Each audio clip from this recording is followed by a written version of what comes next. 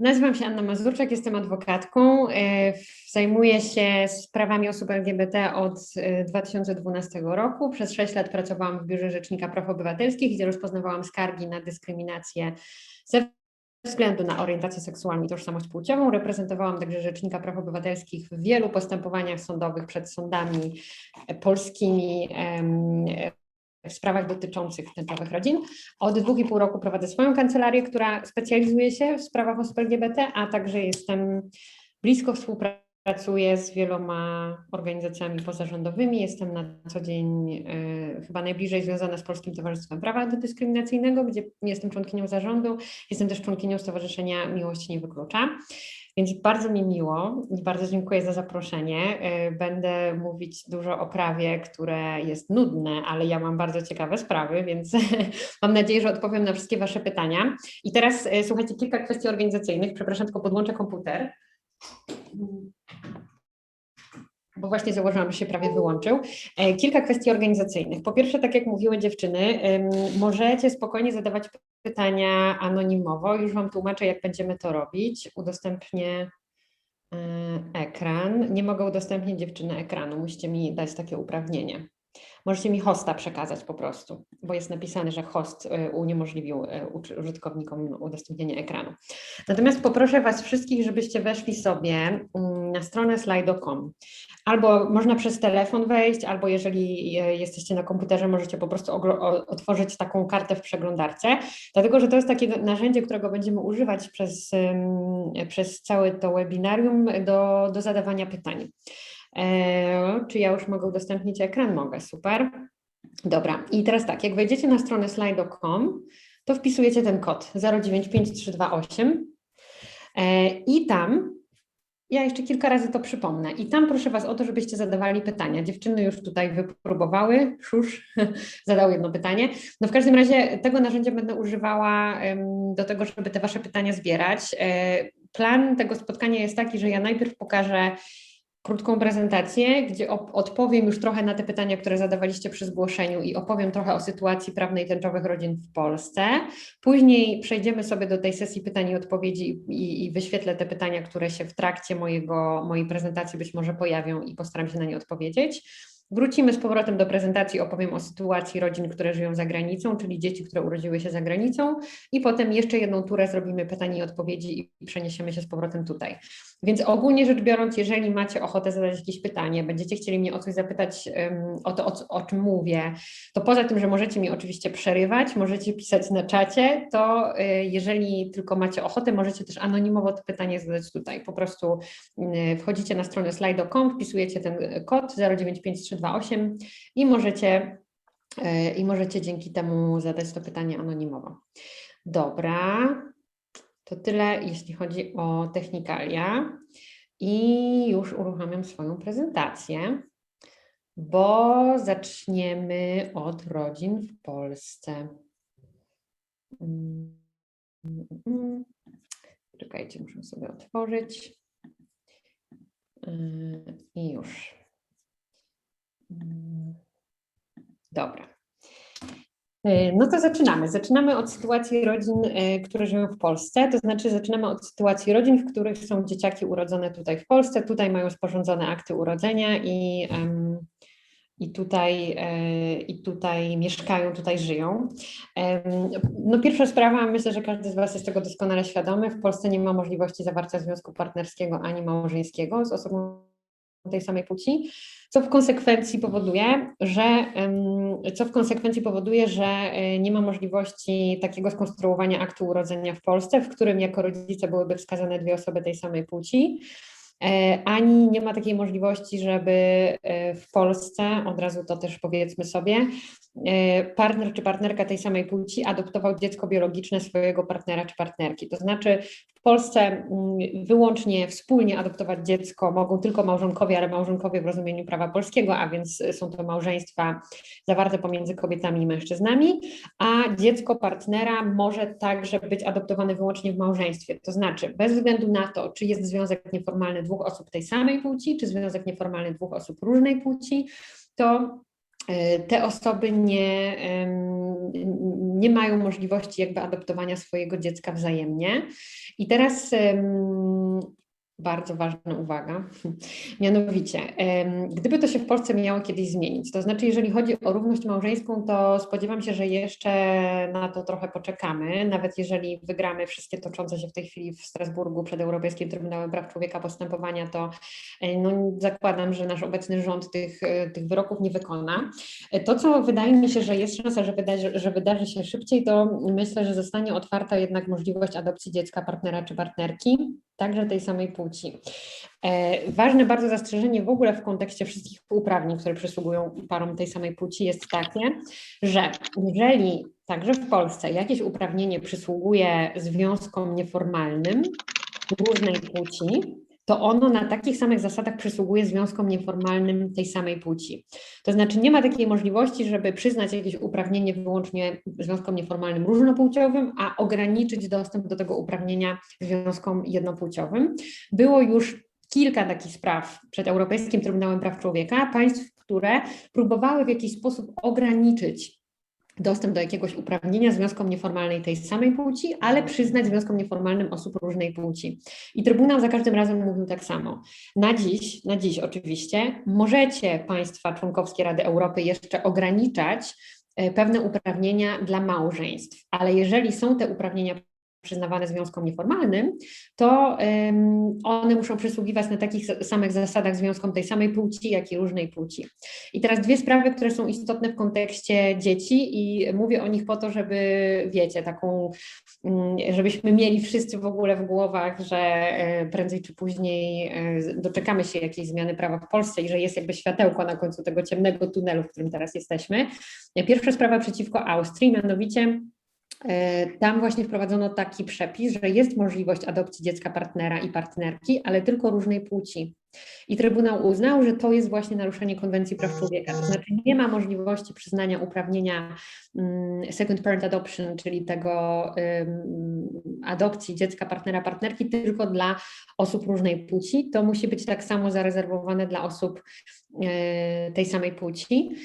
I teraz sprawa, która, no kto wie, myślę, że to jest kwestia czasu, żeby ten wyrok się zmienił. W każdym razie sprawa francuska z 2012 roku, Gas i Dubois, tam właśnie Trybunał to potwierdził, że nie jest dyskryminacją uniemożliwienie adopcji dziecka partnera tej samej płci w sytuacji, gdy ta adopcja jest zastrzeżona dla małżeństw. Czyli no niestety na dziś Trybunał stoi na stanowisku, że te małżeństwa mogą być uprzywilejowane względem związków nieformalnych i jeżeli to są małżeństwa różnej płci, to oczywiście pary tej samej płci na tym cierpią. Natomiast myślę, że to jest kwestia czasu, żebyśmy doszli do wyroku, który po pierwsze nałoży na państwa członkowskie Rady Europy obowiązek wprowadzenia równości małżeńskiej, ale po drugie właśnie otworzy tę możliwość second parent adoption, czyli tej adopcji, przynajmniej tej adopcji wewnątrzzwiązkowej, tak? Czyli adopcji partnera, dziecka partnera czy partnerki tej samej płci. Dobra, to tyle wstępu teoretycznego.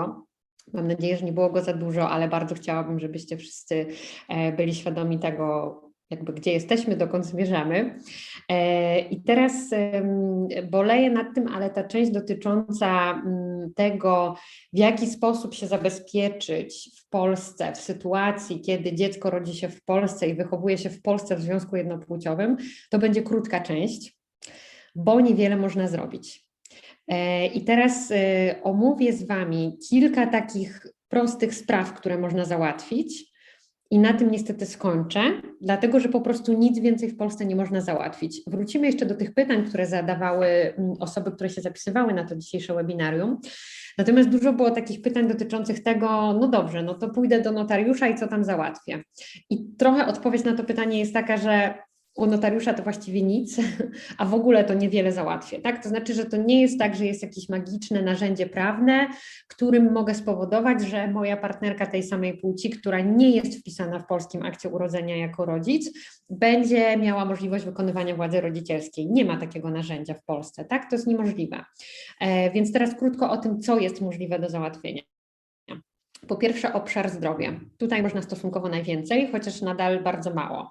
W obszarze zdrowia to, co można zrobić, to można upoważnić partnera czy partnerkę tej samej płci tego rodzica społecznego, który nie jest uwidoczniony w akcie urodzenia, do otrzymywania informacji o stanie zdrowia dziecka i do tego, żeby ten rodzic był obecny przy udzielaniu dziecku świadczeń zdrowotnych. Druga rzecz, do której można upoważnić rodzica społecznego w obszarze zdrowotnym, to jest upoważnienie do wyrażenia zgody w imieniu dziecka, ale wyłącznie na bardzo konkretne świadczenie zdrowotne albo na jakieś takie powtarzalne świadczenie. To znaczy nie mam takiej możliwości, żeby napisać upoważnienie, z którego będzie wynikało, że tak w ogóle wszystkie decyzje medyczne w imieniu mojego dziecka może podejmować moja partnerka albo mój partner tej samej płci. Nie ma takiej możliwości w Polsce. Jedyne, co mogę zrobić, to podpisać takie upoważnienie, że upoważniam moją partnerkę, imię i nazwisko, do tego, żeby otrzymywała informacje o stanie zdrowia mojego dziecka, imię i nazwisko, podpis, tak? Plus właśnie to upoważnienie, upoważniam moją partnerkę, imię i nazwisko, do tego, żeby wyraziła zgodę na przykład, nie wiem, na operację wycięcia wyrostka robaczkowego, tak? Albo na jakieś świadczenie powtarzalne, a więc na przykład potrafię sobie wyobrazić, że można upoważnić partnerkę na stałe, żeby ona wyrażała zgodę na szczepienie dziecka, tak? Albo nie wiem, na jakieś inne zabiegi, któremu dziecko jest poddawane regularnie. Ale nie ma możliwości stworzenia takiego upoważnienia szerokiego, że po prostu wszystkie decyzje medyczne może podejmować także moja partnerka czy mój partner tej samej płci. Nie ma niestety w Polsce takiej opcji. Tak więc jeżeli chodzi o obszar zdrowotny, to tyle i to upoważnienie, ono może być w zasadzie wyrażone w dowolnej formie. Absolutnie nie musi to być upoważnienie notarialne. To może być nawet upoważnienie ustne, ale oczywiście z takich praktycznych względów najlepiej jest jednak to napisać na kartce. Zaraz Wam też zresztą pokażę, gdzie możecie poszukać wzorów takich upoważnień.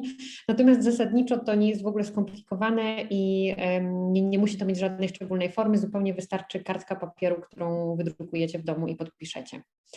Druga sprawa, o którą często mamy i ojcowie pytają, to podróżowanie. Otóż jeżeli chodzi o podróżowanie, to rodzic społeczny może podróżować ze swoim dzieckiem. Nie ma tutaj żadnych ograniczeń, jeżeli chodzi o przepisy prawa, natomiast dobrze jest po prostu z takich praktycznych względów mieć przy sobie zawsze zgodę rodzica, który jest ujawniony w akcie urodzenia, dlatego że no po prostu przy przekraczaniu granicy wyobrażam sobie, że nie będzie to wtedy wzbudzało żadnych wątpliwości Straży Granicznej, czy aby to dziecko nie jest porwane. Więc jakby to są takie wyłącznie praktyczne względy i taką zgodę rodzica tego uwidocznionego w akcie urodzenia, który wykonuje w Polsce władzę rodzicielską, warto przy sobie mieć. I teraz jeszcze jedna kwestia istotna dla wielu rodziców i rzeczywiście wielu rodziców, których znam, zdecydowało się na to, mianowicie zdecydowało się na zmianę nazwiska. To znaczy, w związku z tym, że jednak jakoś tak na zewnątrz chcieliby rodzice funkcjonować jako rodzina, bez względu na to, czy chodzi o rodzica społecznego, czy tego rodzica, który jest uwidoczniony w akcie urodzenia, to często decydują się rodzice na wspólne nazwisko. To znaczy partner czy partnerka tej samej płci zmienia nazwisko na nazwisko tej drugiej osoby, a dziecko, które się później rodzi, no ono ma to samo nazwisko, tak? Czyli wszyscy w trójkę jakby mamy to samo nazwisko. I to oczywiście ma taki praktyczny też walor, że po prostu jest mnóstwo takich sytuacji, kiedy zupełnie nie ma potrzeby, nie wiem, okazywania aktu urodzenia albo dowodu tożsamości, takich po prostu zwykłych, codziennych sytuacji, gdzie wyobrażam sobie, że to może być trochę takie niedopowiedziane, czy jestem rodzicem uwidocznionym w akcie urodzenia, czy nie, a przez to, że mamy wspólne nazwisko, to po prostu wszyscy zakładają, że jestem takim rodzicem uwidocznionym w akcie urodzenia. I teraz wiele naszych klientek na przykład urządza to w ten sposób, że dwie mamy mają to same nazwisko, co ich dziecko i jedna z nich zawsze chodzi do lekarza, a druga z nich załatwia wszystkie sprawy związane ze szkołą. I po prostu jeżeli one nie chcą być w tych miejscach wyautowane, no to jakąś taką mają strategię w ogóle zarządzania tym życiem rodzinnym. Jest to w Polsce możliwe, taka zmiana nazwiska, natomiast od razu to zastrzegę, że ona nie jest dostępna wszędzie. To znaczy, jeżeli ktoś chciałby zmienić nazwisko na nazwisko partnera czy partnerki tej samej płci, nie w każdym urzędzie stanu cywilnego to zrobi, a zachęcam do odzywania się z pytaniem, w którym urzędzie stanu cywilnego to jest możliwe. Ja na końcu też pokażę, gdzie można pomoc prawną uzyskać i się tego dowiedzieć. natomiast jakby odradzam składanie takiego wniosku o zmianę nazwiska w ciemno. To raczej dobrze jest złożyć po prostu taki wniosek do tego Urzędu Stanu Cywilnego, w którym to jest jasne, że urzędnicy są tym sprawom po prostu przychylni. I teraz smutny końcowy wniosek jest taki, że właściwie niewiele więcej można w Polsce załatwić. Są takie oczywiście sytuacje, gdzie to nie jest żaden problem, żeby rodzic upoważnił jakąkolwiek inną osobę, a więc także partnera czy partnerkę tej samej płci do różnych spraw związanych z dzieckiem, na przykład odbioru z placówki, z jakiegoś tam przedszkola czy ze szkoły. Oczywiście to nie jest żaden problem, żeby to rodzic społeczny takim upoważnieniem dysponował. Ono nie musi mieć absolutnie żadnej specjalnej formy. Może być po prostu sporządzone na piśmie w domu i to naprawdę nie musi być też upoważnienie sporządzone notarialnie.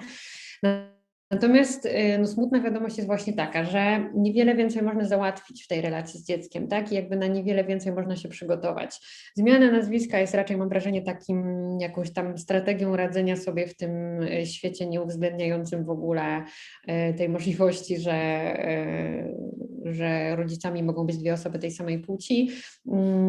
Obszar zdrowia to jest coś, o co pewnie warto zadbać i przynajmniej to upoważnienie do otrzymywania informacji o stanie zdrowia udzielić partnerce czy partnerowi, ale po prostu poza tym niestety za wiele więcej nie można załatwić. I teraz takie pytanie, które się też przewija dosyć często, dotyczące władzy rodzicielskiej, bo o tym już wspominałam, że no, władzę rodzicielską zasadniczo wykonują te osoby, które są wskazane w akcie urodzenia jako rodzice, o ile oczywiście sąd którejś z tych osób nie pozbawił władzy rodzicielskiej. W związku z tym no nie ma takiej możliwości absolutnie, żeby upoważnić jakąś inną osobę do wykonywania władzy rodzicielskiej. Ona po prostu przysługuje rodzicom. Problem, z którym się często spotykamy, jakby może inaczej, takie pytanie było też zadane w którymś zgłoszeniu. No co jeśli w akcie urodzenia jednak jest są dwie mamy, ale w akcie urodzenia jest wskazany jakiś ojciec, który jest jakby osobą żyjącą w Polsce niepozbawioną władzy rodzicielskiej. No ona w tej sytuacji, o ile nie został pozbawiony tej władzy rodzicielskiej, no to po prostu tę władzę rodzicielską wykonuje. I teraz są takie sytuacje, w których pomimo tego, że dziecko wychowuje się z dwoma matkami, w związku z tym, że są jakieś dane konkretnego mężczyzny uwidocznione w akcie urodzenia, no jego zgoda jako ojca jest niekiedy potrzebna. Przykład takiej sytuacji, kiedy składa się wniosek o wydanie paszportu, to ten wniosek powinien być złożony przez oboje rodziców uwidocznionych w akcie urodzenia, a więc i przez matkę, i przez ojca. No i zasadniczo w kodeksie rodzinnym i opiekuńczym jest taki przepis, z którego wynika, że no w ogóle takie poważne decyzje dotyczące dziecka powinny być między rodzicami uzgadniane. No między rodzicami rozumianymi jako kobieta i mężczyzna, a więc te osoby, które są uwidocznione w akcie urodzenia.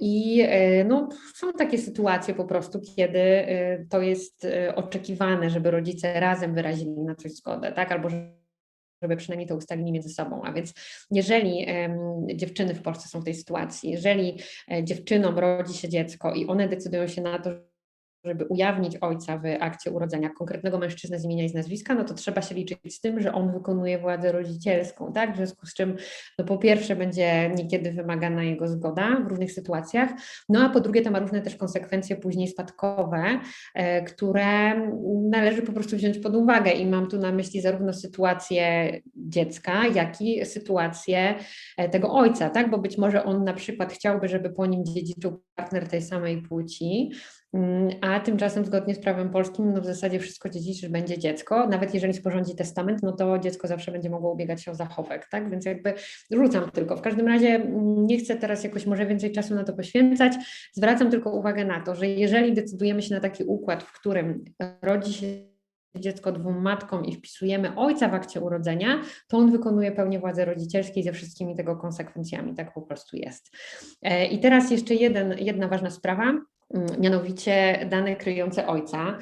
To jest coś, co jest, mam wrażenie, w ogóle fenomenem w skali, no przynajmniej Europy, bo bardzo wiele klientek, które mieszkają za granicą, kiedy odkrywają, że w Polsce funkcjonują takie przepisy, są zszokowane. No i tak samo urzędy, z którymi mam kontakt zagraniczny, też są zszokowane tym, że to tak wygląda. Otóż w Polsce jest taki przepis w ustawie Prawo o aktach stanu cywilnego, który tutaj wkleiłam. że jeżeli nie ma żadnego ojca, którego do aktu urodzenia się wpisuje, czyli jest tak zwany ojciec nieznany, a więc nie ma ani kobieta, która rodzi dziecko nie jest w związku małżeńskim, ani też nie ma żadnego mężczyzny, który by przyszedł do Urzędu Stanu Cywilnego i zadeklarował, że jest ojcem dziecka, to wtedy wpisuje się losowe imię męskie do aktu urodzenia. To znaczy do aktu nie ma możliwości zostawienia w akcie urodzenia tej rubryki ojciec pusta. Jeżeli ojciec jest nieznany, to po prostu albo matka przy rejestracji wskazuje jakieś imię męskie i ono jest wpisane jako imię ojca, albo jeżeli matka tego nie zrobi, robi to kierownik Urzędu Stanu Cywilnego.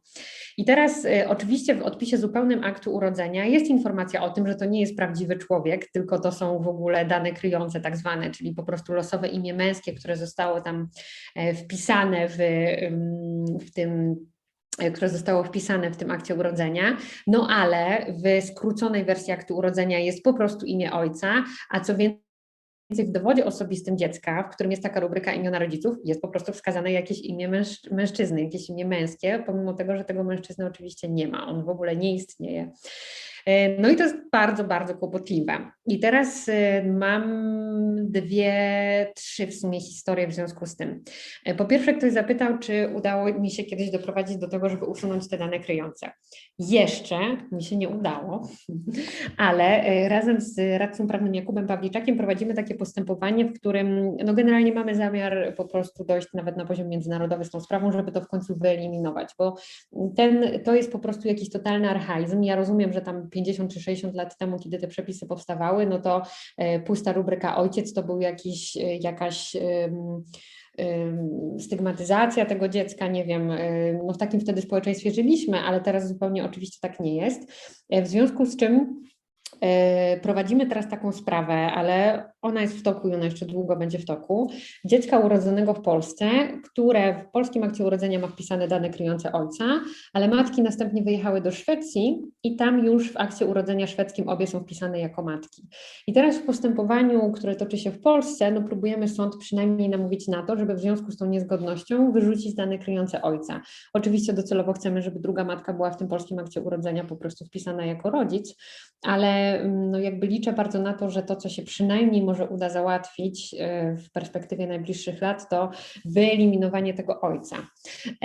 Druga historia, którą mam, jest taka, że zgłosiła się do mnie klientka, która rodziła w Polsce i jej partnerka była cudzoziemką i miała takie imię, które brzmiało niejednoznacznie jako żeńskie. I ona zrobiła tak, że kiedy poszła zarejestrować akt urodzenia swojego dziecka, to jako imię ojca podała po prostu obco brzmiące imię swojej partnerki i urzędnicy bez problemu wpisali to imię jako imię ojca. W związku z czym dziecko, które ma dowód osobisty, w rubryce imiona rodziców ma wpisane dziecko tej klientki i jej partnerki cudzoziemki. Nie było żadnego problemu.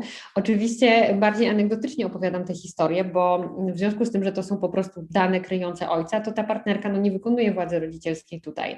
Ale z drugiej strony oczywiście dziewczyny, jeżeli podróżują gdzieś za granicą, zwłaszcza w jakimś są cywilizowanym państwie, w którym jest wprowadzona równość małżeńska i możliwość ustalenia rodzicielstwa dwóch osób tej samej płci, no to bez problemu się tym dowodem osobistym dziecka posługują w oparciu o swój w oparciu o ten akt urodzenia mogą spokojnie funkcjonować po prostu jako rodzina.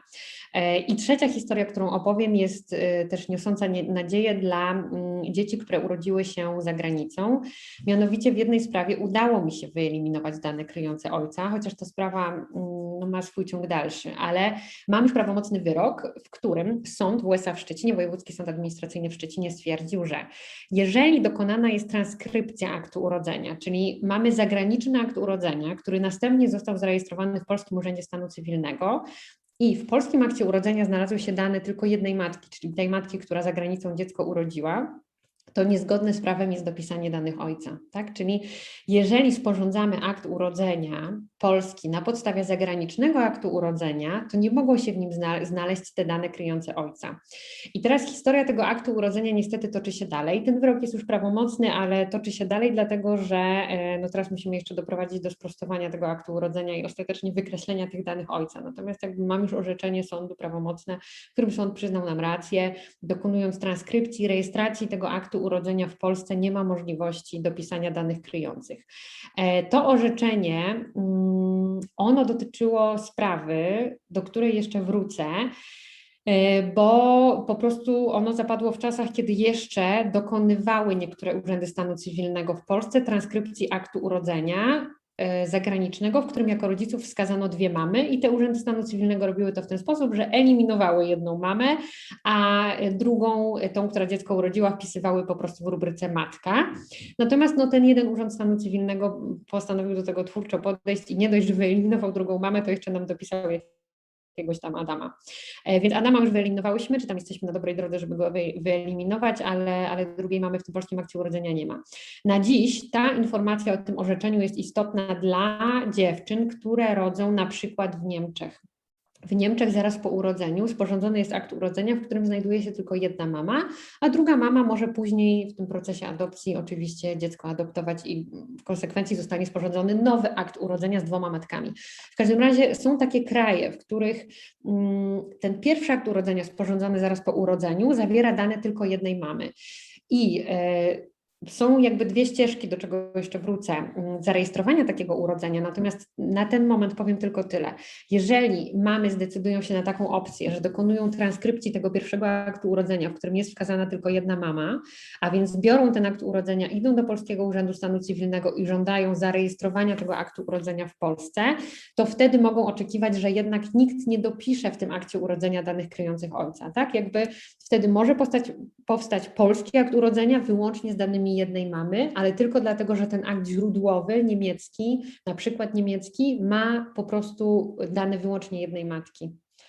Wiem, że to brzmi strasznie skomplikowane, więc w razie czego czekam na pytania, ale jeszcze zanim przejdę do pytań, to jeszcze jeden slajd. Mianowicie bardzo Wam polecam, jest taki przewodnik rodzicielstwa osób LGBT, myślę, że wielu osobom już wpadł w ręce, kampanii przeciw homofobii, gdzie są opisane wszystkie te przepisy i też większość tych rzeczy, o których teraz mówiłam, tak? Czyli jakby jeżeli chodzi o to, jak uregulować życie w obszarze zdrowia, edukacji, nie wiem, podróżowanie, zmianę nazwiska, to wszystko w tym przewodniku jest opisane, więc też odsyłam do tej lektury. Dobra, i teraz słuchajcie, bardzo Was proszę o to, bo zawaliłam Was informacjami, żebyście zadali pytania. Dobra, już wchodzę sobie na slajdo, bo widzę, że już jedno pytanie przyszło. Na czacie nie widzę żadnych pytań. Jeżeli ktoś ma jeszcze jakieś pytania, to przypominam slido.com, kod 095328. Aniu, ja Ci się wetnę tylko na sekundkę, dobrze? Małą, bo 2 osoby w międzyczasie dołączyły i ja chciałam tylko się upewnić, że te 2 osoby, które dołączyły, są świadome tego, że mają... że jeżeli ujawnią swój wizerunek, to on będzie opublikowany na Facebooku i na naszej stronie internetowej, więc bardzo proszę, jeżeli ktoś nie chce, żeby jego wizerunek był opublikowany, żeby po prostu zmienił sobie dane na nazwie uczestnika i nie pokazywał kamery. A jeżeli chce, to zapraszamy oczywiście i już się wyłączam, przepraszam bardzo. Nie ma sprawy. Dobra, jest już jedno pytanie. Nawet jeśli nie ma ojca, tylko anonimowy dawca z banku nasienia. Jeżeli to pytanie się odnosi do danych kryjących, a zakładam, że tak, no to tak. W sensie nawet jeżeli faktycznie nie ma żadnego ojca, bo jest to anonimowy dawca i kobieta w Polsce rodzi i idzie zarejestrować to urodzenie w Polsce, to jeżeli sama nie wskaże jakiegoś losowego imienia męskiego, to zapewniam, kierownik Urzędu Stanu Cywilnego takie imię wskaże. Z moich doświadczeń wynika, że Adam jest dość popularny, trzeba się niestety z tym liczyć. Wiem, że to brzmi absurdalnie, ale tak właśnie w Polsce to wygląda. Nie wiem, czy gdzieś jeszcze na świecie tak to wygląda, bo mam kontakt z jakimś krajem, to wszyscy się dziwią. Czy są kraje, gdzie można pojechać, urodzić dziecko i zarejestrować się tam z 2 matkami? No tak, generalnie jest dużo takich krajów, w których jakby zasadniczo jest tak, że jeżeli rodzi się dziecko w jakimś kraju, to ono będzie w tym kraju zarejestrowane. Tylko jak przejdziemy do tej drugiej części dotyczących dzieci urodzonych za granicą, jest dużo wad tego rozwiązania. I jak najogólniej teraz zasadniczo doradzam, że jeżeli dziewczyny zamierzają żyć w Polsce, to lepiej jest rodzić w Polsce. z wszystkimi tego konsekwencjami, ale jakby życie będzie prostsze. A jeżeli zamierzacie żyć za granicą albo żyjecie za granicą, no to zdecydowanie rodzić za granicą, tam gdzie będziecie mieszkać i mieć akt urodzenia tego państwa, w którym rodzicie. Naprawdę jest dużo prościej zorganizować swoje życie, dlatego że jeżeli rodzicie za granicą, mieszkacie za granicą, no to wtedy no podstawowy problem, z którym będziecie się musiały zmagać, jest taki, żeby w ogóle wydać dokumenty dla waszego dziecka. Wrócę do tego problemu, ale to jest problem jakby na dziś rozwiązywalny i tylko jeden. A jeżeli wy rodzicie za granicą i wracacie do Polski, nie macie tego dokumentu, to życie jest tutaj nie do zorganizowania. Po prostu numer PESEL dla dziecka, ten, kto ma dziecko, wie, że jest w ogóle kluczowy. Tak, jakby jeśli chodzi o przede wszystkim opiekę zdrowotną, a później zapisy do żłobka, przedszkola, szkoły i tak dalej, nie? Dobra, czekam, czy jeszcze są jakieś pytania. Można je zadawać na slido.com. 095328, zobaczę sobie jeszcze, czy coś na czacie się nie pojawiło. Na czacie chyba nie. Dobra, to słuchajcie, jeszcze mam taki jeden pomysł, żebyście się mieli czas zastanowić nad pytaniami. Pokażę Wam jeszcze te pytania, które do nas wpłynęły wtedy, kiedy się rejestrowaliście. Okej, dobra. Dobra, widzicie te pytania, prawda? Co w sytuacji, kiedy dziecko będzie miało ojca wpisanego w akt urodzenia, dawcą jest nasz przyjaciel gej, ja będę z partnerką wychowywała malucha, czy prawa do dziecka, decydowanie, jak i pełnomocnictwa w procedurach medycznych można zabezpieczyć? Odpowiadałam już dzisiaj na to pytanie. Ogólnie rzecz biorąc, jeżeli wpisujecie jakiegoś mężczyznę do aktu urodzenia, czyli on uznaje dziecko, idzie do kierownika USC, deklaruje, że to jest jego dziecko, a matka to potwierdza, to on będzie miał pełnię władzy rodzicielskiej tak samo jak mama. I trzeba się z tym liczyć. Tak, to jakby może być oczywiście korzystne, jeżeli wy wszyscy razem chcecie wspólnie wychowywać dziecko i jakby też ojciec nie ma nic przeciwko temu, żeby to dziecko później po nim dziedziczyło i tak dalej. Natomiast no, może być też niekorzystne. Tak, to jakby jest decyzja do podjęcia przez wszystkich rodziców. Natomiast zasadniczo niewiele można zabezpieczyć, o tym już dzisiaj mówiłam. Procedury medyczne i tak dalej, to wszystko, co można zabezpieczyć, ale nie trzeba też tego robić notarialnie. Jak prawnie mogę zabezpieczyć i nadać lub inne wszelkie uprawnienia materialne, opiekuńcze, podobne do ślubu lub bycia prawowitym opiekunem w formie aktu notarialnego dla mojej partnerki? Ojciec nie ma zabranych praw, opiekuje się też dzieckiem. Odpowiadałam na to pytanie, tak? Formy prawne możliwości zabezpieczenia rodzin tęczowych to było dziecko urodzone w Polsce, w akcie urodzenia matka biologiczna, dane kryjące ojca. Czy znam przypadek, gdy próbowano te dane kryjące wykreślić jako fikcję? To o tym mówiłam, próbujemy, ale trochę jeszcze będzie trzeba poczekać ładnych parę lat niestety na to, aż wygramy tę sprawę, mam nadzieję. Co zrobić, żeby jak najbardziej zabezpieczyć się od strony prawnej w jednopłciowym małżeństwie oczekującym dziecka urodzonego przez jedną z mam? Mieszkamy w Polsce, ciąża z dawstwa anonimowego, obie mamy o tym samym nazwisku, czyli de facto dziecko z ojcem nieznanym. O tym też mówiłam, w każdym razie jeżeli dopiero dziecko będzie się rodzić, to spokojnie oczywiście możecie już teraz o to zadbać, natomiast przede wszystkim zadbałabym o te upoważnienia medyczne i też pewnie zadbałabym o te upoważnienia po prostu przed porodem, żeby druga mama miała dostęp do wszystkich informacji o stanie zdrowia swojej partnerki w szpitalu. No nie, jakby po prostu warto o to zadbać wcześniej, żeby w razie gdyby do tego szpitala trzeba było jakoś jechać, wiecie, na sygnale, że tak powiem, no to żeby już to mieć przygotowane i żeby nie było wątpliwości, że partnerka tej samej płci może brać udział w porodzie i może otrzymywać wszystkie informacje o stanie zdrowia swojej partnerki i dziecka. Dobra, wchodzę jeszcze raz na slajdo, żeby zobaczyć, czy zadaliście jeszcze jakieś pytania, ale chyba nie. Jest pytanie, dobra. Czy pełnomocnictwo notarialne dla partnerki do podejmowania działań w zakresie opieki zdrowotnej dla dziecka ma moc prawną? Dla działań w zakresie... Nie. Znaczy, po pierwsze podkreślam, nie ma naprawdę potrzeby zawierania tego pełnomocnictwa notarialnie. Ja nawet nie wiem, szczerze mówiąc, ile to kosztuje, ale jakby zupełnie w Polsce dobrze działają pełnomocnictwa papierowe. Natomiast przypomnę, że jeżeli chodzi o upoważnienia medyczne, czyli żeby moja partnerka mogła podejmować jakieś decyzje dotyczące dziecka medyczne, to wchodzi w grę wyłącznie upoważnienie do wydania zgody na konkretny zabieg medyczny, a więc konkretnie tam to wycięcie wrostka robaczkowego niech będzie znowu, albo na takie świadczenia, które są powtarzalne, a więc na przykład wyrażania zgody na, nie wiem, wszystkie szczepienia, tak? Natomiast nie ma możliwości, czy to notarialnie, czy to nienotarialnie, napisania takiego szerokiego upoważnienia do podejmowania wszystkich decyzji medycznych. Dobra. To co? Idziemy dalej chyba w takim razie, no nie? Hej. Widzę twarz znajomą. Dobra. Dobra. Poczekajcie, chyba już mi się nawet udało zapanować nad prezentacją. No to idziemy do tego, co jest super ciekawe, czyli do sytuacji dzieci pochodzących ze związków osób tej samej płci, które są urodzone za granicą. I teraz tak, mówimy o takich sytuacjach, gdzie w akcie urodzenia jako rodzice są wskazane dwie osoby tej samej płci. I teraz te akty urodzenia wyglądają różnie. Tutaj na zdjęciu macie akt urodzenia, w którym jest akurat parent i mother, czyli jest mama i rodzic, w związku z czym od razu z tego aktu urodzenia też wynika, która mama dziecko urodziła.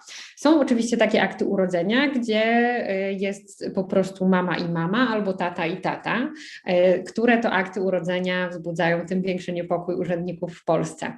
Natomiast sytuacja, o której chcę Wam teraz opowiedzieć i też chcę odpowiedzieć na pytania, które zadaliście rejestrując się na to wydarzenie, to jest sytuacja, w której rodzi się Wam dziecko za granicą i w akcie urodzenia ma wskazane dwie mamy albo dwóch ojców i też postaram się o tym pamiętać, żeby to rozróżniać, dlatego że w tej chwili rzeczywiście więcej mamy orzeczeń dotyczących sytuacji, kiedy w akcie urodzenia są dwie matki. I jeśli chodzi o orzeczenia, to dwie matki są w trochę lepszej sytuacji, chociaż na biegu oczywiście jest też dużo spraw dotyczących dwóch ojców. Postaram się pamiętać, żeby te dwie sytuacje rozróżniać.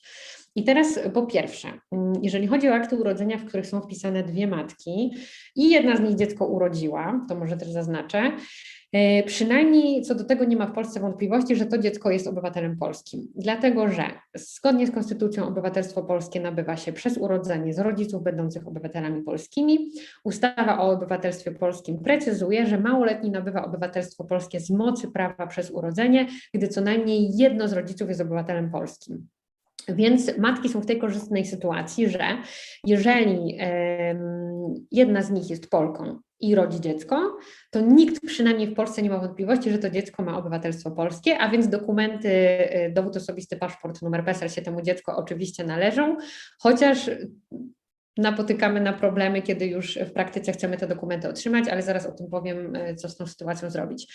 Kiedy w akcie urodzenia jest dwóch tatusiów, wszystkie sprawy, które do tej pory toczyliśmy przed Naczelnym Sądem Administracyjnym, dotyczące potwierdzenia obywatelstwa polskiego dziecka, w którego akcie urodzenia wskazano dwóch ojców i przynajmniej jeden z nich był obywatelem polskim, są wygrane.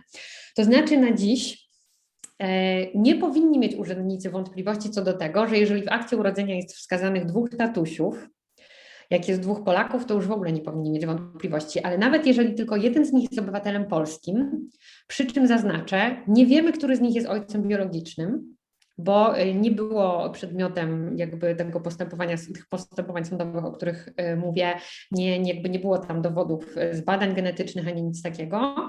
I Naczelny Sąd Administracyjny nie miał wątpliwości, że jeżeli w tym zagranicznym akcie urodzenia przynajmniej jeden tatuś jest Polakiem, to dziecko też jest Polakiem. Natomiast, tak jak w przypadku matek, na żadnym etapie postępowania żaden urząd stanu cywilnego czy żaden urząd miejski nigdy nie zakwestionował w moich sprawach tego, że dziecko jest Polakiem. W przypadku tatusiów za każdym razem to jest kwestionowane i na dziś wygląda to tak. Wygrywamy te sprawy w Naczelnym Sądzie Administracyjnym, potwierdzamy obywatelstwo polskie tych dzieci, ale za każdym razem musimy zaczynać od początku.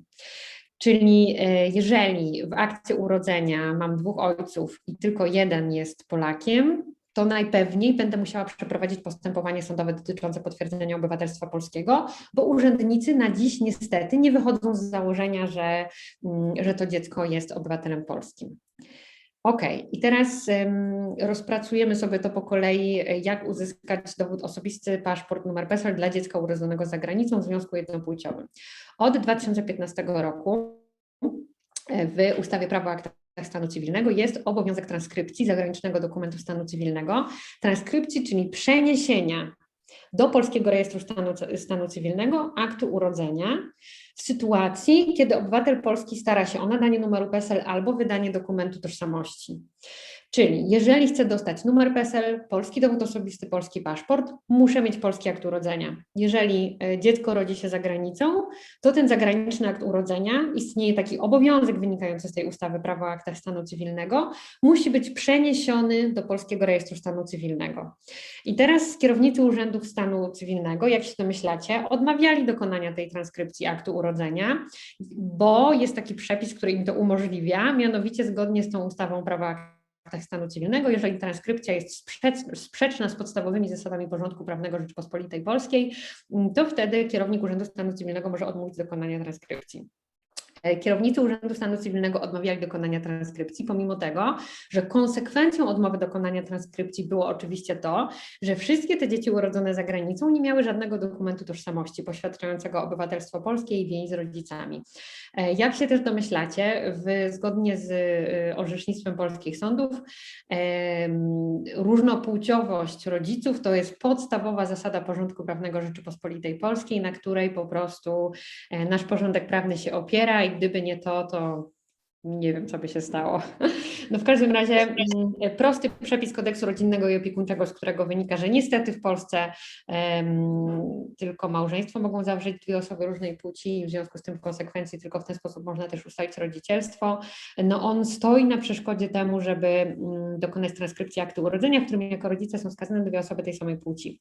I teraz chcę Wam powiedzieć o dwóch sprawach ważnych bardzo i przełomowych, które wpływają na to, jak te sprawy są rozwiązywane dzisiaj. Pierwsza sprawa, o której w 2015 roku dowiedziałam się z dużego formatu, która jest absolutnie kluczowa i do której następnie, kiedy przeczytałam reportaż w dużym formacie, oczywiście Rzecznik Praw Obywatelskich się przyłączył. To jest sprawa Aleksandra. My się przyłączyliśmy do tego postępowania w 2015 albo 2016 roku, już nawet nie pamiętam.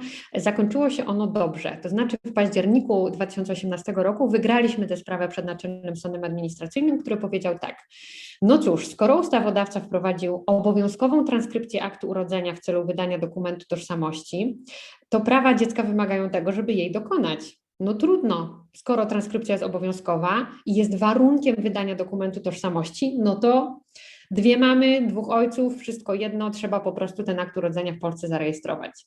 I cieszyliśmy się przez chwilę, po czym przyszła sprawa Wiktora. Jakby to była kolejna sprawa rozpoznawana kilka miesięcy później przez Naczelny Sąd Administracyjny, który tę sprawę skierował do składu 7 sędziów, który podjął uchwałę. To jest problematyczne, dlatego że jeżeli podejmuje uchwałę Naczelny Sąd Administracyjny, no to ona jest wiążąca dla wszystkich sądów administracyjnych w Polsce. I teraz to była bardzo podobna sprawa. Wiktor też był urodzony w Wielkiej Brytanii. W jego brytyjskim akcie urodzenia jako rodzice były wskazane dwie mamy, obie były Polkami. Natomiast w grudniu 2019 roku NSA powiedział: nie ma mowy. Nie możemy rejestrować tych aktów urodzenia, bo to jest po prostu w Polsce niedopuszczalne, ale jakby sukces polegał na tym, że NSA przynajmniej zobaczył ten związek pomiędzy odmową transkrypcji, a w konsekwencji de facto bezpaństwowością wielu dzieci, które nie miały żadnych dokumentów tożsamości. I NSA w uzasadnieniu tej uchwały mówi tak: no dobra, rejestrować to nie, ale dokumenty powinny być wydawane na podstawie zagranicznych aktów urodzenia, bo jakby rozumiemy to, że te dzieci są bezpaństwowcami i jakby dobro dziecka jednak wymaga tego, żeby po prostu te dzieci rejestrować, ale rejestrować w rejestrze PESEL po prostu dane wynikające z zagranicznego aktu urodzenia, a nie jakby nie polskiego aktu urodzenia, bo to jest niemożliwe, żeby ten polski akt urodzenia stworzyć. No i teraz poczekajcie, czy chcę coś dodać na temat tych spraw. W sumie chyba chcę tylko dodać, jaki jest ciąg dalszy sprawy Wiktora, no bo to jest sprawa, na której w tej chwili się opieramy w tych wszystkich postępowaniach, które się nadal oczywiście toczą. Otóż to, że Naczelny Sąd Administracyjny sobie tak idealistycznie założył w uzasadnieniu, że teraz oto urzędnicy z dnia na dzień w całej Polsce, we wszystkich konsulatach na całym świecie zmienią swoją praktykę i zaczną wydawać polskie dokumenty tożsamości na podstawie zagranicznych aktów urodzenia, no jak sobie wyobrażacie, to się nie stało. Przede wszystkim to się nie stało dlatego, że przepisy ustawy się w ogóle nie zmieniły. To, że NSA powiedział, że on uważa, że należy je inaczej czytać, no to pięknie, ale przepisy się nie zmieniły. Więc praktyka jest taka, że bardzo wielu urzędników nadal żąda polskiego aktu urodzenia. I tutaj kilka cytatów. Konsul w Barcelonie. Ze względu na niekompatybilność opisanego przez panią hiszpańskiego aktu urodzenia z polskim porządkiem prawnym, dla wydania dokumentu paszportowego przez konsula konieczne będzie przedstawienie polskiego aktu. Prezydent Wrocławia, mając na uwadze, że o nadanie numeru PESEL występuje organ wydający polski dokument tożsamości, koniecznym jest złożenie dokumentów potwierdzających dane zawarte we wniosku. Takim dokumentem jest akt urodzenia wydany przez USC w Polsce. Prezydent Krakowa, organ pierwszej instancji pragnie zaznaczyć, iż dopiero w momencie uzyskania dokumentu w postaci polskiego aktu urodzenia nadanie numeru PESEL i wydanie dowodu osobistego będzie możliwe. Mnóstwo takich wezwań z różnych miast w Polsce i z różnych konsulatów na całym świecie. Bardzo dobrze ten problem uwidacznia dalszy los sprawy Wiktora, bo w sprawie Wiktora dwie mamy zachęcone przez Naczelny Sąd Administracyjny złożyły wniosek w polskim konsulacie w Wielkiej Brytanii o wydanie paszportu, w Warszawie o wydanie dowodu osobistego dla swojego dziecka. W konsulacie wezwano je do złożenia jednak polskiego aktu urodzenia, one tego polskiego aktu urodzenia nie złożyły i słuch po tym wniosku zaginął, to znaczy po prostu konsul pozostawił ten wniosek bez rozpoznania, paszportu oczywiście nie wydał. Prezydent Warszawy, sprawa jest w toku, dlatego że on zaproponował mamom, że jeżeli zrezygnują i wykreślą z wniosku drugą mamę, to on wyda dowód osobisty, ale tylko ze wskazaniem imienia jednej mamy. Już nie wchodząc w szczegóły, no jakby mamy się na to nie zgodziły, prezydent nadal powinien był wydać dowód osobisty po prostu z jedną mamą, jeżeli uważam, że tak jest poprawnie. Natomiast on po prostu wydał decyzję o odmowie wydania dowodu osobistego. Złożyłyśmy odwołanie do wojewody, wojewoda utrzymał w mocy decyzję prezydenta Warszawy, poszłyśmy z tą sprawą do sądu. Wojewódzki Sąd Administracyjny jesienią zeszłego roku przyznał nam częściowo rację, to znaczy powiedział tak, no jeżeli dwie mamy nawet się uprą i wpiszą po prostu w ogóle obie się podpiszą pod tym wnioskiem o wydanie dowodu osobistego, to sam fakt, że one uważają, że obie powinny się znaleźć w rejestrze PESEL, nie jest podstawą odmowy wydania dowodu osobistego. Jeżeli dwie mamy podpisują się pod wnioskiem, a prezydent Warszawy uważa, że tylko jedna z nich jest matką, która powinna się znaleźć w rejestrze PESEL, to nie odmawia wydania dowodu osobistego, tylko wpisuje tę jedną matkę i wydaje dowód osobisty po prostu z jedną matką, bez żadnych danych kryjących oczywiście, ale też bez danych drugiej matki. Więc częściowo przyznał nam rację sąd, mówiąc, że no, nie ma opcji, żeby odmówić wydania dowodu osobistego, ale w związku z tym, że sąd powiedział, że tylko jedna mama ma być uwidoczniona w rejestrze PESEL, to jakby idziemy z tą sprawą dalej, czekamy na rozpoznanie przez Naczelny Sąd Administracyjny, no bo tę sprawę Wiktora traktujemy jakby tak strategicznie, przyszłościowo, doczołgamy się z nią najprawdopodobniej do Strasburga, no może do Luksemburga po drodze, próbujemy na to bardzo namówić sądy administracyjne. W każdym razie generalnie tam idziemy po wszystko, więc jakby taka sprawa strategiczna, w której dążymy do tego, żeby obie mamy były uwidocznione w rejestrze PESEL i w dowodzie osobistym, ona się już toczy. Ale to, co się powinno dziać w Polsce na dziś, to właśnie to, że dowody osobiste powinny być wydawane, no przynajmniej z danymi tej jednej mamy. Co się dzieje? Ważna jeszcze sprawa jedna toczy się w Luksemburgu w tej chwili przed Trybunałem Sprawiedliwości Unii Europejskiej. Po 6 latach udało się wreszcie po 6 latach prowadzenia postępowań na ten temat, udało się namówić sąd w Krakowie, żeby zadał tak zwane pytanie prejudycjalne, czyli ten sąd w Krakowie rozpoznawał sprawę dziecka urodzonego w Hiszpanii, w którego akcie urodzenia są dwie mamy. Jedna z nich jest Polką, ta, która dziecko urodziła, i ona zwróciła się o transkrypcję aktu urodzenia w Polsce najpierw, dostała odmowę, zaskarżył Rzecznik Praw Obywatelskich tę odmowę do sądu w Krakowie, a sąd w Krakowie powiedział tak, no ta transkrypcja, no wiadomo, jest niemożliwa ze względu na uchwałę NSA, ale one na pewno mogą dostać dowód osobisty, w związku z czym zawieszamy postępowanie do czasu, aż rozstrzygnie się sprawa o wydanie dowodu osobistego. Dziewczyny złożyły wniosek o wydanie dowodu osobistego i niespodzianka, prezydent Krakowa odmówił wydania dowodu osobistego. Wzięły tę decyzję, zaniosły ją z powrotem do sądu w Krakowie, do tej sprawy transkrypcyjnej i sąd w Krakowie mówi tak, a więc nie działa w praktyce ta uchwała NSA. Oj, niedobrze. To może jednak zadajmy to pytanie prejudycjalne do Trybunału w Luksemburgu, bo może jednak my w tej Polsce nie możemy tak po prostu odmawiać uznawania tych zagranicznych aktów urodzenia, skoro w konsekwencji te dzieciaki są bezpaństwowcami. Sprawa trafiła w grudniu zeszłego roku do Trybunału w Luksemburgu. Nie będę teraz może wchodzić w szczegóły, ale generalnie wyrok, który zostanie w tej sprawie wydany, jest super ważny, jest kluczowy, bo jest moim zdaniem duża szansa na to, no, że on będzie dla nas korzystny. W tym samym czasie w Luksemburgu toczy się sprawa bułgarska, bardzo podobna. Tam wyrok będzie już dosłownie za miesiąc, dwa i no, z pewnością ten wyrok będzie po prostu odzwierciedleniem tego wyroku w sprawie polskiej. I nie wygląda to moim zdaniem na razie źle, dlatego że została tam wydana już opinia przez rzecznika generalnego, który napisał, że transkrybować aktów urodzenia się na razie nie da, ale w dokumentach tożsamości wydawanych dla dzieci na podstawie zagranicznych aktów urodzenia powinny być uwidocznione obie mamy. Dlatego, że skoro one obie są rodzicami w państwie członkowskim, w którym żyją, no to byłoby ograniczenie ich swobody przemieszczania się, utrudnienie im przemieszczania się, jeżeli tylko jedna z nich będzie uwidoczniona w takim na przykład dowodzie osobistym. Więc jakby moim zdaniem dobrze to wygląda, ale to tylko jako ciekawostka, że czekamy. I teraz trochę mamy też takich spraw dotyczących tych tematów w Strasburgu i też czekamy na wyrok, więc jakby moim zdaniem to jest kwestia 2-3 lat, żebyśmy uzyskali raczej pozytywne dla nas wyroki na poziomie międzynarodowym. I teraz mówię o tym dlatego, że co prawda w Polsce w perspektywie 2-3 lat, pewnie nawet 10, nie mamy szansy na zmianę prawa.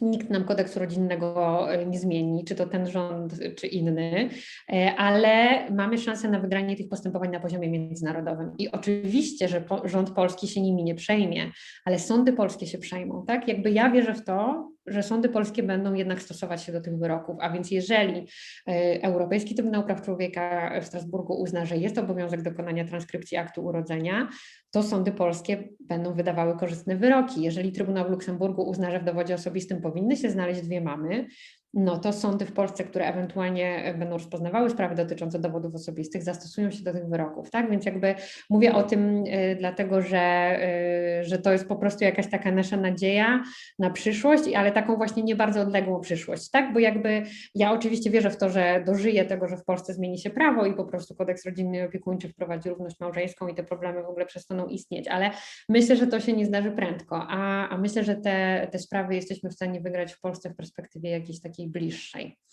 Dobra, i teraz tak, jeszcze chwilę będę coś mówić i już zaraz Wam oddaję głos, żebyście zadali swoje pytania. Natomiast chciałam jeszcze tylko powiedzieć, jak to wygląda teraz, no bo jakby oczywiście to wszystko są jakieś postępowania sądowe, które się toczą na poziomie krajowym, na poziomie międzynarodowym i jakby jest wiele bitew, że tak powiem, wiele frontów mamy w tej chwili rozwiniętych. No ale oczywiście jest mnóstwo rodzin, którym dzieci się rodzą jakby teraz za granicą, mają zagraniczne akty urodzenia, w których są wskazane dwie mamy albo dwóch ojców i co one mają właściwie robić? Otóż tu jest, słuchajcie, screen sprawy, o której może słyszeliście w zeszłym roku, sprawy Azary. Azara urodziła się w Hiszpanii, w jej akcie urodzenia są wskazane dwie mamy i w zeszłym roku udało się, Gdańsk zdecydował się na podstawie tej uchwały Naczelnego Sądu Administracyjnego wydać dla Azary dowód osobisty. W tym dowodzie osobistym niestety jest tylko jedna mama wskazana, a nie obie. No ale faktem jest, że Azara z sytuacji, w której była totalnie bezpaństwowcem i po prostu musiała siedzieć na Majorce, na której się urodziła, no jest dzieckiem, które ma jakikolwiek dokument tożsamości. Po pierwsze ma dowód osobisty wydany przez prezydenta Gdańska, po drugie ma paszport wydany przez konsula w Barcelonie. W paszporcie nie ma wskazanych imion rodziców, więc w ogóle może ona swobodnie z tym paszportem podróżować. W dowodzie osobistym po prostu jest wskazane imię tylko jednej mamy, ale jest. I jakby to, co ja doradzam rodzicom dziś, którzy borykają się z tą sytuacją, że rodzi im się dziecko za granicą i potrzebują dokumentu tożsamości dla tego dziecka, to na razie decydujemy się na ten półśrodek, że tak powiem, czyli wyrabiamy dowód osobisty, na podstawie zagranicznego aktu urodzenia. Polecam Wam w ogóle bardzo posłuchać Aleny, mamy, Azary, poczytać w ogóle. Tutaj wkleiłam linka do wywiadu z Aleną i polecam Wam też bardzo, bardzo fajną audycję mojej koleżanki serdecznej, adwokatki Emilii Barabasz, lesbijki na szczycie, która też w ogóle często porusza tematy prawne, więc w ogóle zachęcam Was do tego, żeby subskrybować lesbijki na szczycie, ale zaprosiła też do jednej z audycji Alenę, która o tej całej historii opowiada i Alena też jest bardzo taką pozytywną osobą, która po prostu niesie nadzieję na przyszłość, więc też warto po prostu tego posłuchać, żeby się trochę podnieść na duchu. W każdym razie, jak to wygląda na dziś? Na dziś wygląda to tak, że dzieciaki, które rodzą się za granicę, mogą ich rodzice złożyć online za pośrednictwem platformy ePUAP, jeżeli mają profil zaufany, wniosek o wydanie dowodu osobistego. Do tego wniosku załączają po prostu zagraniczne akty urodzenia z ich tłumaczeniem, no i żądają wydania dowodu osobistego na podstawie zagranicznego aktu urodzenia. Na dziś są 2 miasta, które taki dowód osobisty wydadzą, więc niestety, żeby odebrać ten dowód osobisty, trzeba się pofatygować do jednego z tych 2 miast, Gdańsk i Poznań. Poznań i Gdańsk wydały do tej pory dowody osobiste w sytuacji, kiedy w akcie urodzenia były wskazane 2 mamy, obie były Polkami. Do tego Gdańsk i Kraków wydały dowody osobiste w sytuacji, w której w zagranicznym akcie urodzenia był wskazany 1 ojciec i anonimowa matka zastępcza. To wtedy Kraków i Gdańsk też takie dowody osobiste wydały. Nic więcej. Żadne inne znane mi polskie miasto tych dowodów osobistych nie wydaje. Jakby prowadzę starania i rozmowy z wieloma innymi miastami w Polsce z różnym bardzo skutkiem. Na razie nie idzie mi najlepiej, powiem tak. Jest duży opór wśród urzędników, który mnie w ogóle nie dziwi, tak? No bo przepisy się nie zmieniły, zmieniła się po prostu, nie wiem, zmieniło się tylko tyle, że mamy uzasadnienie tej uchwały Naczelnego Sądu Administracyjnego, który stworzył tę koncepcję, że można wydać dokument tożsamości na podstawie zagranicznego aktu urodzenia. Namawiamy różne urzędy do tego, żeby one ten akt urodzenia, żeby nie żądały polskiego aktu urodzenia, no ale niestety z różnym skutkiem. Tak, to na koniec, gdzie szukać pomocy prawnej. Teraz słuchajcie, chciałabym wrócić do pytań, bo wiem, że to jest bardzo dużo informacji i to wszystko jest po prostu skomplikowane, w sensie zdaję sobie z tego sprawę, że to wszystko jest skomplikowane. Więc przechodzę sobie na slajdo. Tym osobom, które do nas jakoś tam dołączyły później, to może jeszcze raz napiszemy na czacie, że wchodzimy na stronę, jeżeli się chce zadać pytanie, znaczy można mi oczywiście przerwać, nie mam nic przeciwko temu, ale jeżeli ktoś chce... Dobra. Jeżeli ktoś chce zadać pytanie, to możecie też to zrobić anonimowo, po prostu wchodząc na slido.com i wpisując ten kod, który tu się wyświetla, 095328. Pytanie, czy jeśli moja partnerka z zagranicy urodzi dziecko z mojej komórki jajowej jako surogatka, czy nadal to dziecko może mieć polskie obywatelstwo? Nie. To znaczy inaczej. Na dziś nie byłoby to dziecko uznane za obywatela polskiego, chociaż moim zdaniem, jeżeli obie byłybyście wpisane w akcie urodzenia jako mamy, to byśmy oczywiście o to walczyli.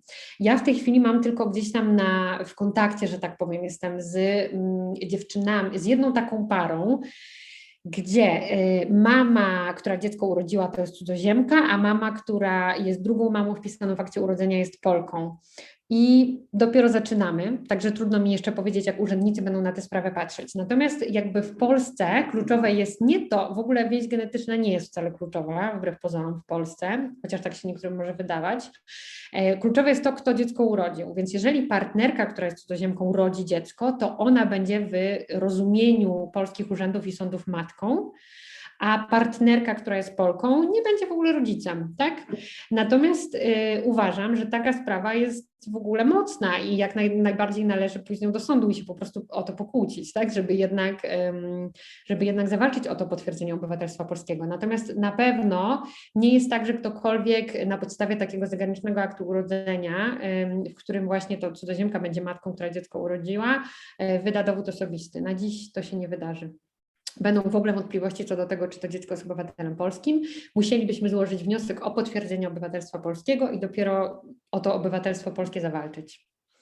Dobra, czy jeszcze jakieś pytania? To są te poprzednie pytania. Jeżeli ktoś jeszcze ma pytania, to proszę, żeby je tutaj pisał. A ja wrócę tylko jeszcze do tych pytań, które zadawaliście, zgłaszając się na to wydarzenie i sprawdzę, czy na wszystkie odpowiedziałam. Nasze dziecko nie ma możliwości dostania polskiego paszportu. Do otrzymania brytyjskiego musimy jeszcze poczekać. Możliwości ubiegania się o status bezpaństwowca. Słuchajcie, jeżeli... co może się wydarzyć na granicy, jeśli spróbujemy wyjechać z dzieckiem na podstawie brytyjskiego aktu urodzenia? No na granicy nic się nie wydarzy, konkretnie nie przekroczycie granicy, no bo jakby akt urodzenia to nie jest dokument poświadczający obywatelstwo, który umożliwia przekroczenie granicy, no nie? Więc jakby nawet nie próbujcie przekraczać granicy z aktem urodzenia w ręku, musicie mieć dokument tożsamości dla dziecka, albo dowód osobisty, w tej chwili wydaje mi się, że to jest jeszcze możliwe, przekraczanie granicy z Wielką Brytanią na podstawie dowodu osobistego, albo paszport. I teraz generalnie to jest ta sytuacja, o której mówiłam, i po prostu kierunek Gdańsk albo Poznań, czyli jeżeli obie jesteście Polkami oczywiście, a przede wszystkim jeżeli Polką jest matka, która dziecko urodziła, to składacie wniosek o wydanie dowodu osobistego w Gdańsku albo w Poznaniu, dołączacie do niego zagraniczny akt urodzenia z tłumaczeniem przysięgłym i po prostu oczekujecie, że w rejestrze PESEL będą wpisane dane dotyczące tylko jednej z matek na podstawie zagranicznego aktu urodzenia.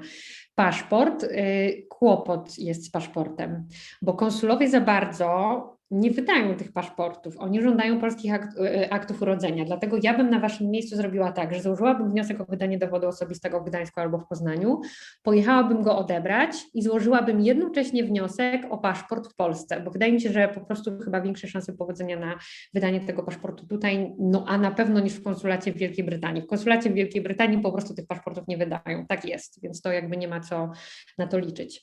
W jaki sposób dostać polski paszport PESEL, jeśli dziecko urodzone za granicą ma wpisane w akcie urodzenia dwie matki? To o tym już mówiłam. Po prostu wniosek z zagranicznym aktem urodzenia i jego tłumaczeniem, od razu o dowód osobisty. Informacje na temat transkrypcji. Dwie mamy jego rodziców. No słuchajcie, o tym mówiłam. Transkrypcji po prostu nie ma, tak? Jakby na dziś to jest niemożliwe. My oczywiście się z tym nie godzimy, że tak powiem. To znaczy, poza tym, że mamy tę sprawę w Krakowie, która została odesłana do Luksemburga, która dotyczy transkrypcji aktu urodzenia, no przede wszystkim mamy Azary nie przestały walczyć, to znaczy one mają w toku sprawę dotyczącą transkrypcji aktu urodzenia Azary. Przegrałyśmy przed Wojewódzkim Sądem Administracyjnym we Wrocławiu, no ale oczywiście złożyłyśmy skargę kasacyjną, także musiałabym odświeżyć stronę, mówicie? Poczekajcie. Dobra, już widzę te kolejne pytania. W każdym razie jakby jeśli chodzi o tą transkrypcję, no to te sprawy są w toku, ale jakby na dziś nie ma sensu składać wniosków o transkrypcję aktów urodzenia. Ona jest niemożliwa i na pewno dostaniecie decyzję odmowną w sytuacji, kiedy w akcie urodzenia są dwie mamy, w związku z czym po prostu poczekajcie, tak? Wygramy w Luksemburgu, wygramy w Strasburgu, wtedy warto te kolejne wnioski składać. Dobra, czytam dalej pytania. Wyjeżdżamy na wakacje do Polski, nasze dziecko wymaga hospitalizacji. Czy obie mamy prawo do informacji i do decyzji o leczeniu dziecka? Widzicie, przepraszam, przeoczyłam to pytanie wcześniej. Okej, czyli mieszkacie za granicą, jedziecie do Polski, o tym już mówiłam i też odsyłam od razu do tego poradnika kampanii przeciw homofobii na temat rodzicielstwa osób LGBT. Do informacji i do decyzji o leczeniu dziecka zasadniczo ma dostęp tylko mama, która dziecko urodziła. Natomiast jeżeli wy mieszkacie za granicą, to jak rozumiem macie zagraniczny akt urodzenia waszego dziecka. I jeżeli macie ten zagraniczny akt urodzenia waszego dziecka, to szczerze mówiąc, ja w ogóle uważam, że to nie jest tak, że jakiś teraz, wiecie, lekarz w szpitalu będzie decydował o tym, która z was de facto jest rodzicem w świetle prawa polskiego. Ja bym twierdziła w ogóle, będąc w szpitalu, że obie jesteście matkami i obie macie takie samo prawo do podejmowania decyzji medycznych i takie samo prawo do otrzymywania informacji. I jeżeli to prawo nie byłoby respektowane, no to zastanowiłabym się, czy o to jednak nie zawalczyć, tak? Dlatego, że jest takie orzeczenie, z którego wynika, że zagraniczny akt urodzenia ma taką samą moc jak polski akt urodzenia, taką samą moc prawną.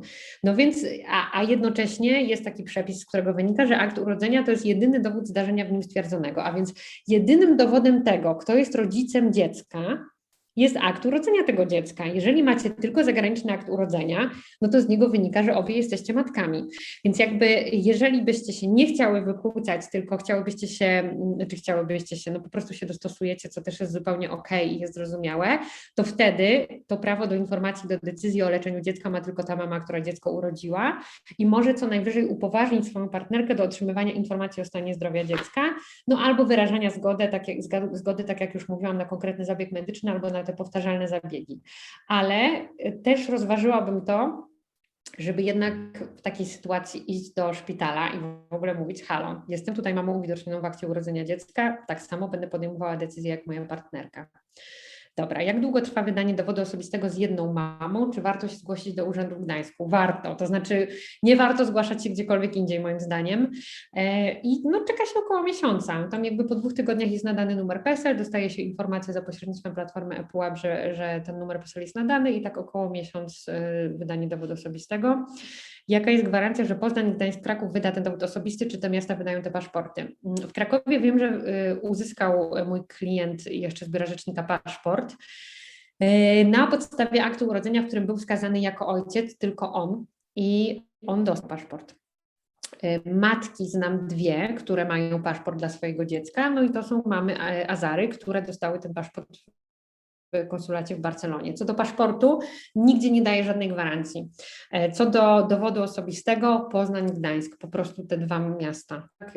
I no, raczej to się wydarzy, no, duża szansa, że się wydarzy, no, na pewno trzeba spróbować, no, lepsze to niż nic. Dobra, poczekajcie, patrzę sobie teraz, kolejne pytanie. Czy Straż Graniczna albo ktokolwiek może żądać okazania zgody ojca na wywóz dziecka z kraju, na przykład wyjazd na wakacje w UE, poza UE? Mamy polskie akt urodzenia z danymi kryjącymi. Jeżeli jakby i ojciec dziecka z aktu urodzenia i mama wykonują pełnię władzy rodzicielskiej, to oczywiście mama może sama podróżować ze swoim dzieckiem, tak? Więc jakby ogólnie rzecz biorąc odpowiadam na to pytanie, że nie.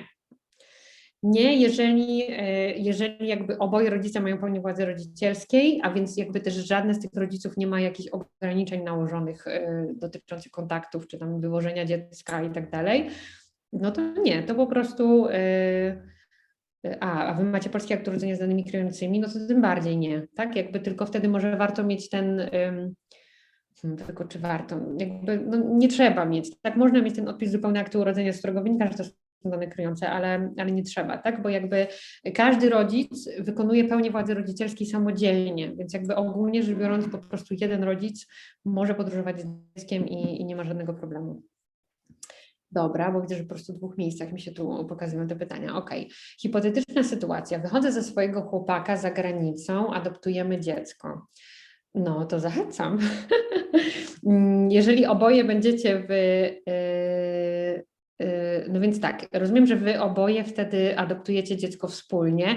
No i teraz wiesz, to jest w sumie ciekawe pytanie, dlatego że w tej chwili spraw adopcyjnych ja mam jedna no już jest w Europejskim Trybunale Praw Człowieka.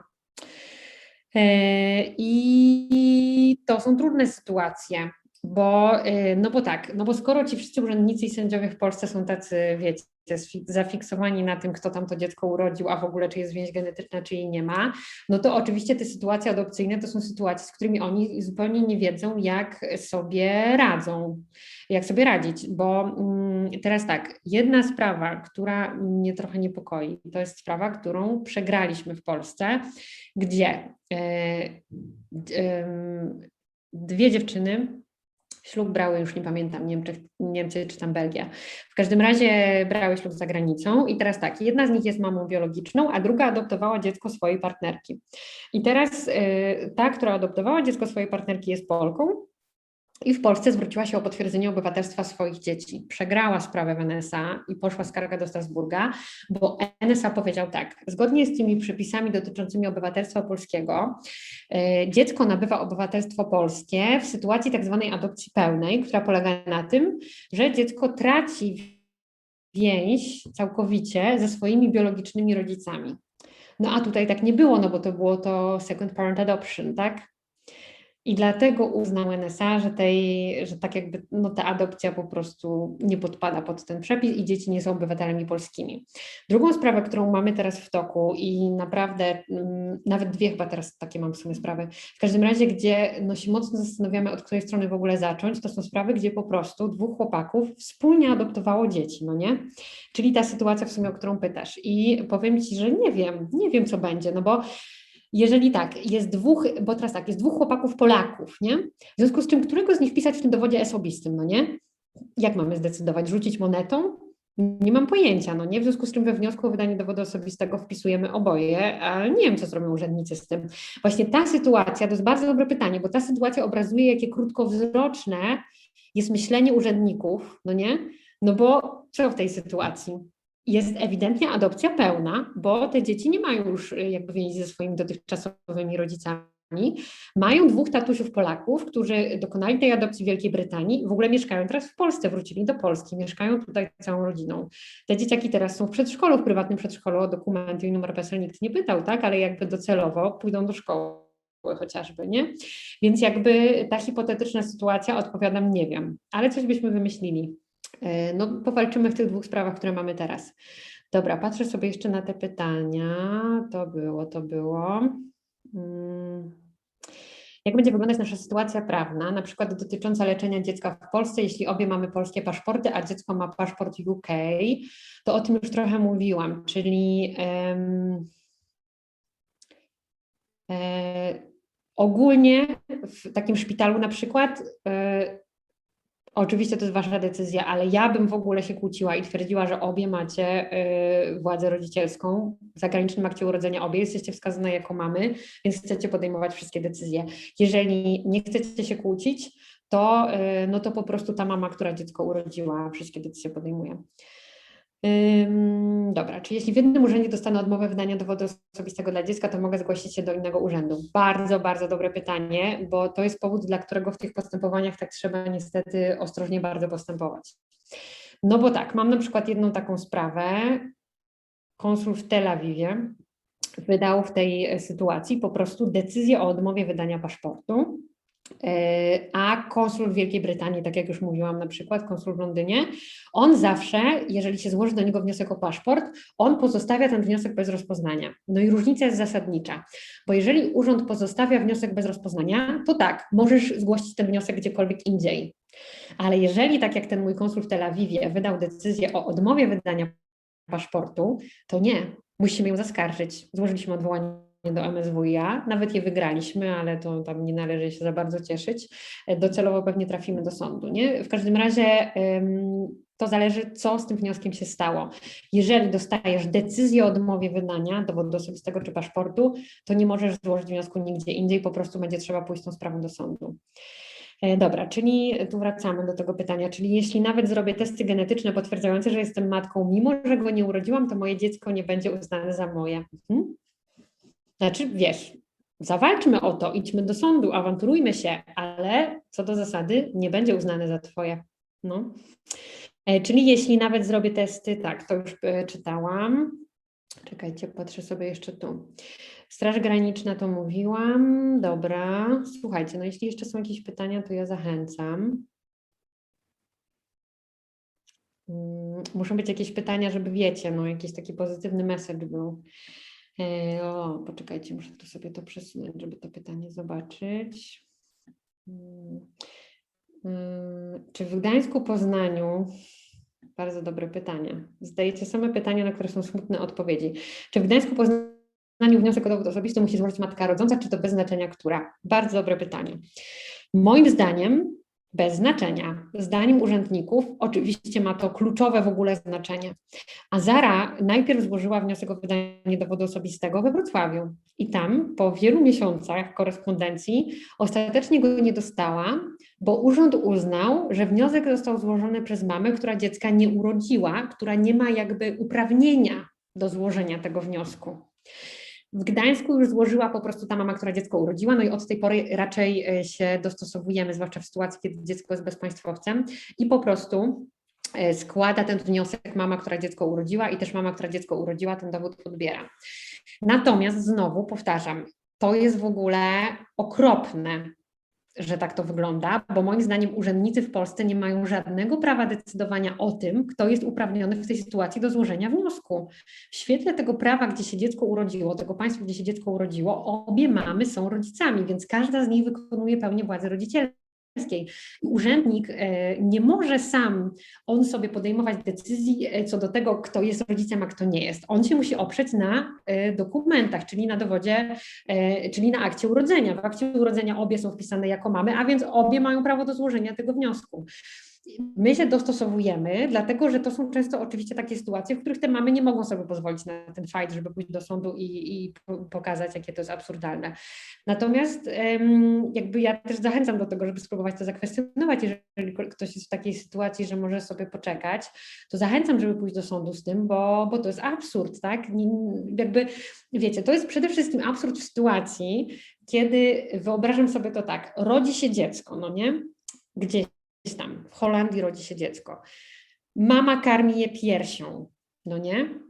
I teraz tak, to dziecko nie ma żadnego dokumenta tożsamości, więc nie może tej Holandii opuścić. Po prostu razem z tą mamą karmiącą piersią siedzą sobie razem w tej Holandii.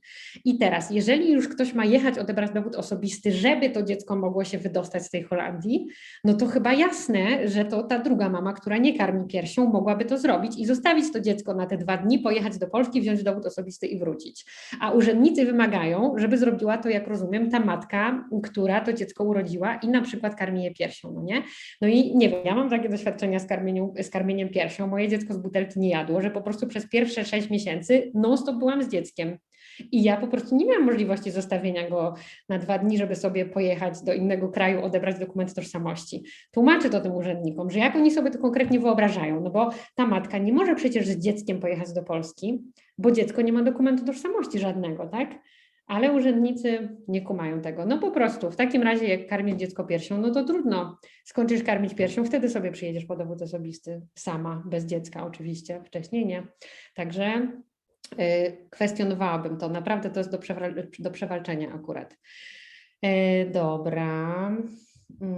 Wiem, że dobre pytanie. Już walczyłyśmy o wspólne nazwisko, udało się, no to super. Dobrze, że dziecko nie musi być obecne przy odbiorze dowodu do 5 roku życia. Nie musi. No właśnie, to jest bardzo dobra uwaga, no bo wtedy co właściwie, jak mam to zrobić? Przemycić to dziecko po prostu w jakimś kartonie? Nie wiem, w ogóle to jest absurd. Dobra. Kolejne pytanie, którego nie widzę. Poczekajcie, bo ja sobie muszę tu jakoś przesunąć to menu, ale nie mogę tego zrobić. O, już sobie przesunęłam. Tak, że dziecko przy odbiorze dowodu. Dobra, jeszcze patrzę tutaj.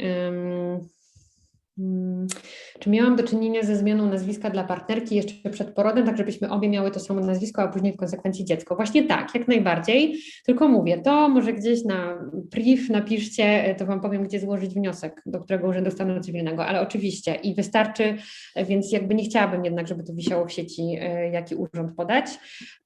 W każdym razie, jeśli chodzi o powody, no to podajemy po prostu takie powody, jakie są, a więc żyję w stałym związku z moją partnerką tej samej płci, tworzymy rodzinę, spodziewamy się dziecka i z tego powodu chcemy mieć wspólne nazwisko.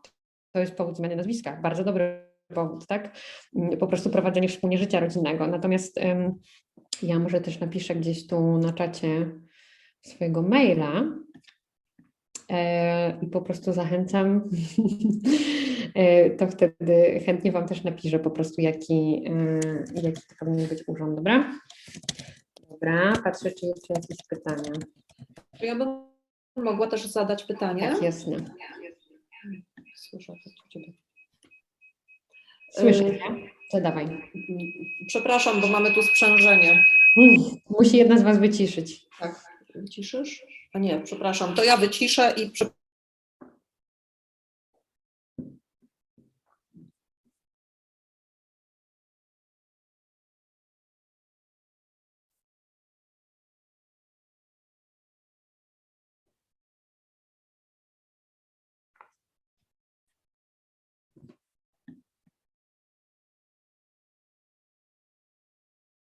Nic nie słyszę, więc jeżeli już zadajecie pytanie, to nie słychać go.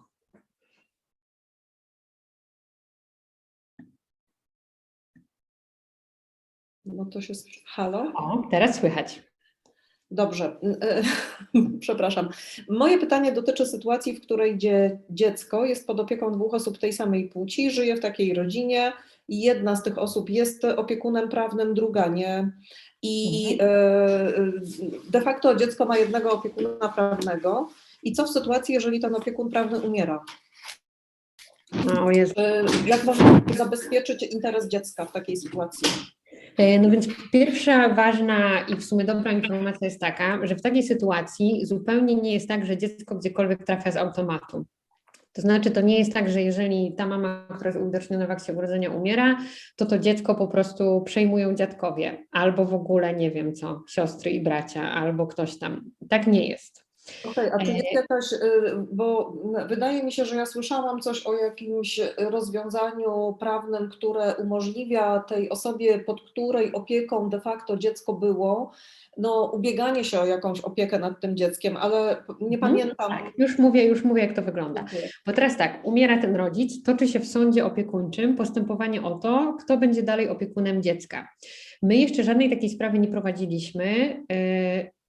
Głównie moim zdaniem to wynika z tego, że no jakby nie trafiła do nas żadna taka sprawa. To znaczy też nie słyszeliśmy o żadnej takiej sprawie, gdzie no po prostu rzeczywiście umarłaby jedna mama albo jeden tata i ta druga osoba starałaby się o tą opiekę nad dzieckiem. Natomiast można jak najbardziej to robić w tej sytuacji, to znaczy jak najbardziej naturalną sytuacją w tej sytuacji będzie to, że partner czy partnerka tej samej płci, właśnie oni wystąpią do sądu o wyznaczenie ich opiekunami dziecka. I teraz my zawsze, znaczy tak, pierwsza rada jest w ogóle taka, że w tej sytuacji bardzo często jest tak, że sądy orzekają, że dziecko zostaje z tym, z kim mieszka. Więc podstawowa zasada jest taka, nie oddawać dziecka. Jeżeli umiera ten drugi rodzic, mieszkać nadal z tym dzieckiem w domu. Będzie się toczyło postępowanie dotyczące dopiero do tego, jakby kto będzie tym opiekunem, ale jeżeli nadal będziecie mieszkać z waszym dzieckiem, to jest duża szansa, że sąd właśnie wam przyzna tę opiekę, tak? Więc jakby zostajecie w swoim domu ze swoim dzieckiem, nie oddajecie go żadnym tam dziadkom i tak dalej. Druga sprawa. Mamy taką poradę, ma Paweł Knut, który zawsze daje taką radę wszystkim rodzicom, żeby założyć takie pudełko, o którym nie trzeba codziennie pamiętać, ale gdzieś tam trzymać je w szafie i raz na jakiś czas do niego wrzucać różne dowody, które by w takim postępowaniu sądowym mogły się przydać. Na przykład wspólne zdjęcia z jakichś tam rodzinnych wakacji albo rodzinnych uroczystości, albo na przykład dowody przelewów, po to, żeby po prostu pokazać, że przez te wszystkie lata ten drugi rodzic społeczny łożył na utrzymanie tego dziecka i brał udział w życiu rodzinnym tego dziecka. To jakby just in case po prostu w razie czego wyciąga się to pudełko z szafy i ma się już dowody zebrane. No plus oczywiście wiadomo, zeznania świadków, członków rodziny, przyjaciół, którzy powiedzą, no tak, ta mama czy ten tata brali udział przecież w wychowaniu tego dziecka od tam iluś lat, nie? Także jakby ważne jest to, że to nie jest przesądzone, gdzie trafia to dziecko, dopiero będzie się toczyło postępowanie sądowe i tam właśnie można jak najbardziej wykazać, że to dziecko powinno zostać z partnerem czy partnerką tej samej płci. Jeszcze coś miałam dodać a propos tego, że no jakby no nie jest tak w Polsce, że wiecie, można w testamencie napisać, że życzę sobie, żeby moje dziecko to zostało z tym i z tamtym, nie? Można coś takiego zawrzeć w testamencie, pewnie, nie wiem, no rzuciłby na to okiem sąd w takim postępowaniu, ale to oczywiście nie przesądza o niczym, nie decyduje. Dobra. Czy mogłabym jeszcze poprosić o doprecyzowanie wątku dotyczącego upoważnień? To znaczy, mówiłam o tym już, o tych upoważnieniach głównie medycznych i może jeszcze raz wkleję, wiecie co, wkleję na czacie link do tego poradnika, na którym też zresztą sama się po prostu często opieram i gdzie jest to dokładnie napisane, do czego można upoważnić, do czego nie można no i że niestety jest tego bardzo niewiele, tak? Jakby jeżeli chodzi o upoważnienia, no to głównie w obszarze medycznym, one nie muszą być absolutnie notarialne, można je samemu napisać, sporządzić je w domu. Czy mogę kogoś upoważnić do odbioru tego dowodu? Sytuacja jak karmię piersią i jestem uwięziona z dzieckiem w UK. Dokładnie o tej sytuacji mówię, nie możesz. Żaden polski urzędnik oczywiście nie przewiduje takiej sytuacji, żebyś uwięziona z dzieckiem w UK, karmiąc piersią, no nie marzyła o tym, żeby po prostu pozostawić to dziecko na 2 doby, jak rozumiem, z laktatorem, udać się do Polski i odebrać dowód osobisty, a najlepiej jeszcze pewnie kwarantannę tu odbyć. Nie możesz. A dowód osobisty rodzic musi odebrać osobiście i musi to zrobić w Polsce. Nie ma też możliwości odebrania go w konsulacie. No już nie mówiąc o tym, że w konsulacie w Londynie to akurat niczego nie można odebrać, nawet paszportu. Czy upoważnienia notarialne do otrzymywania informacji o stanie zdrowia, obecności przy udzielaniu świadczeń zdrowotnych i wyrażaniu zgody na powtarzalne świadczenia. To co, czy te upoważnienia? Podkreślam raz jeszcze, one nie muszą być notarialne, naprawdę. To jest szkoda zachodu i pieniędzy w ogóle. Kartka papieru, na której napiszecie, upoważnia, miejscowość, data, upoważnia moją partnerkę, Annę Mazurczak, do otrzymywania informacji o stanie zdrowia mojego dziecka, imię i nazwisko, podpis i koniec, tak? Jakby to nie musi być notarialne, naprawdę. Mogę na chwileczkę się wciąć? Tak, jasne. Myśmy sobie zrobiły taki akt notarialny tylko po to, żeby to wyglądało bardziej oficjalnie, dlatego że to robi inne wrażenie na ludziach. Tylko i wyłącznie dlatego. Bo ludzie się nie znają na prawie i na przepisach. Nauczycielka w szkole, jak zobaczy akt notarialny ze stemplem, to zareaguje inaczej niż jak zobaczy kartkę odręcznie napisaną. Więc z tego względu ja nie jako prawnik, tylko jako osobiście. Rozumiem, jako rodzic, Asia. Natomiast ja nie znam... Natomiast Spokojnie Asia, ja się się tymi sprawami zajmuję 9 lat i nigdy nie miałam żadnej sprawy, w której ktokolwiek zakwestionowałby kartkę papieru. Żadnej, ani jednej. W żadnym Bo nie biurze, wszyscy ani w idą biurze do sądu. rzecznika, ale oni nie muszą iść do sądu.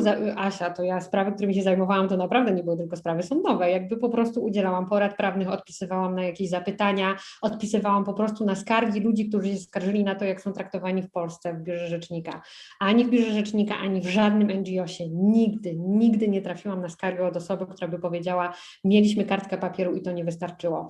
Owszem, zdarzało się, że nie mieliśmy kartki papieru i wtedy, już nie wchodząc w szczegóły, jeżeli mamy 2 partnerów tej samej płci, jeden jest nieprzytomny, przyjeżdża do szpitala, a więc nie zdążył swojego partnera upoważnić do informacji o stanie zdrowia i ten drugi zażądał tej informacji, to zdarzało się rzeczywiście, że jej nie dostał, pomimo tego, że zgodnie z przepisami należała mu się ta informacja, tak?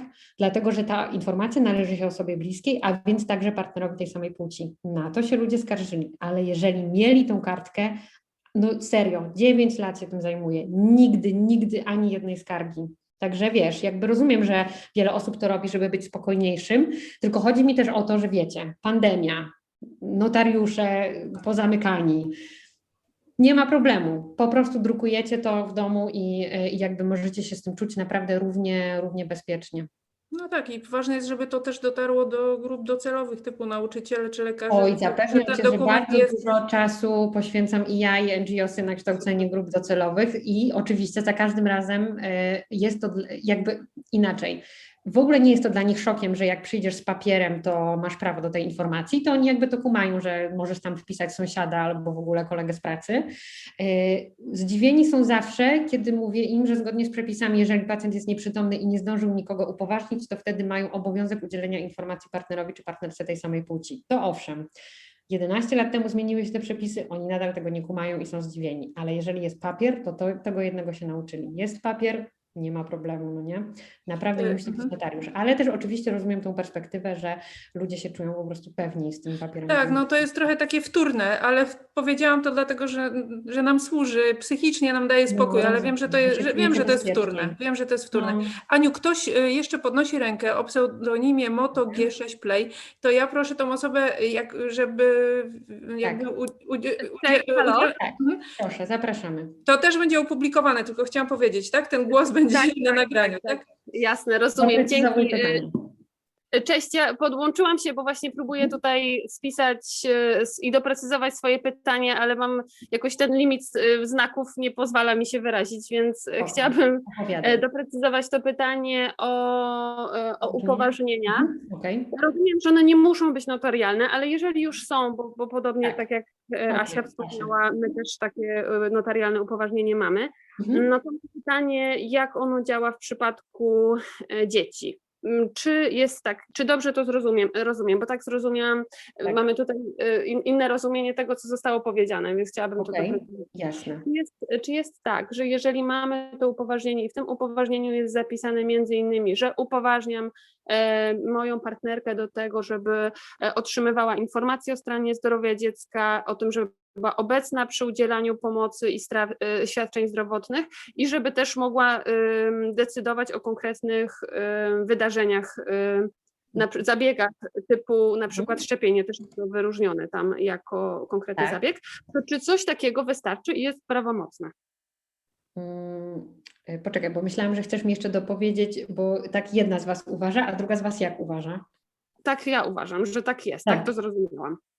Tak jest. W sensie jeszcze to powtórzę, bo mam wrażenie, że dobrze to zrozumiałam, co mówisz, ale bierzesz kartkę papieru, piszesz tam i to, co możesz zrobić względem dziecka. Upoważniam moją partnerkę, podajesz jej dane, działając w imieniu mojego dziecka do otrzymywania informacji o stanie zdrowia tego dziecka, kropka. A później, jeżeli chcesz, żeby partnerka wyrażała zgodę na jakieś właśnie konkretne zabiegi medyczne albo te zabiegi powtarzalne, no to piszesz osobne upoważnienie, gdzie też piszesz: upoważniam moją partnerkę w imieniu mojego dziecka do wyrażania zgody na, nie wiem, tam na operację taką albo inną, no nie? Cyrek pyta na czacie, żeby podrzucić link do miejsca z wzorami tych upoważnień. Tak, zaraz Wam wkleję, bo pisałam taką ulotkę dla kampanii przeciw homofobii i zaraz Wam wkleję, tam dokładnie jest to napisane, w jaki sposób to upoważnienie napisać. Można sobie mniej więcej wyobrazić też na tej podstawie, jak dla dziecka też napisać takie upoważnienie. Już sekundka. A ja się mogę jeszcze na chwilkę wtrącić?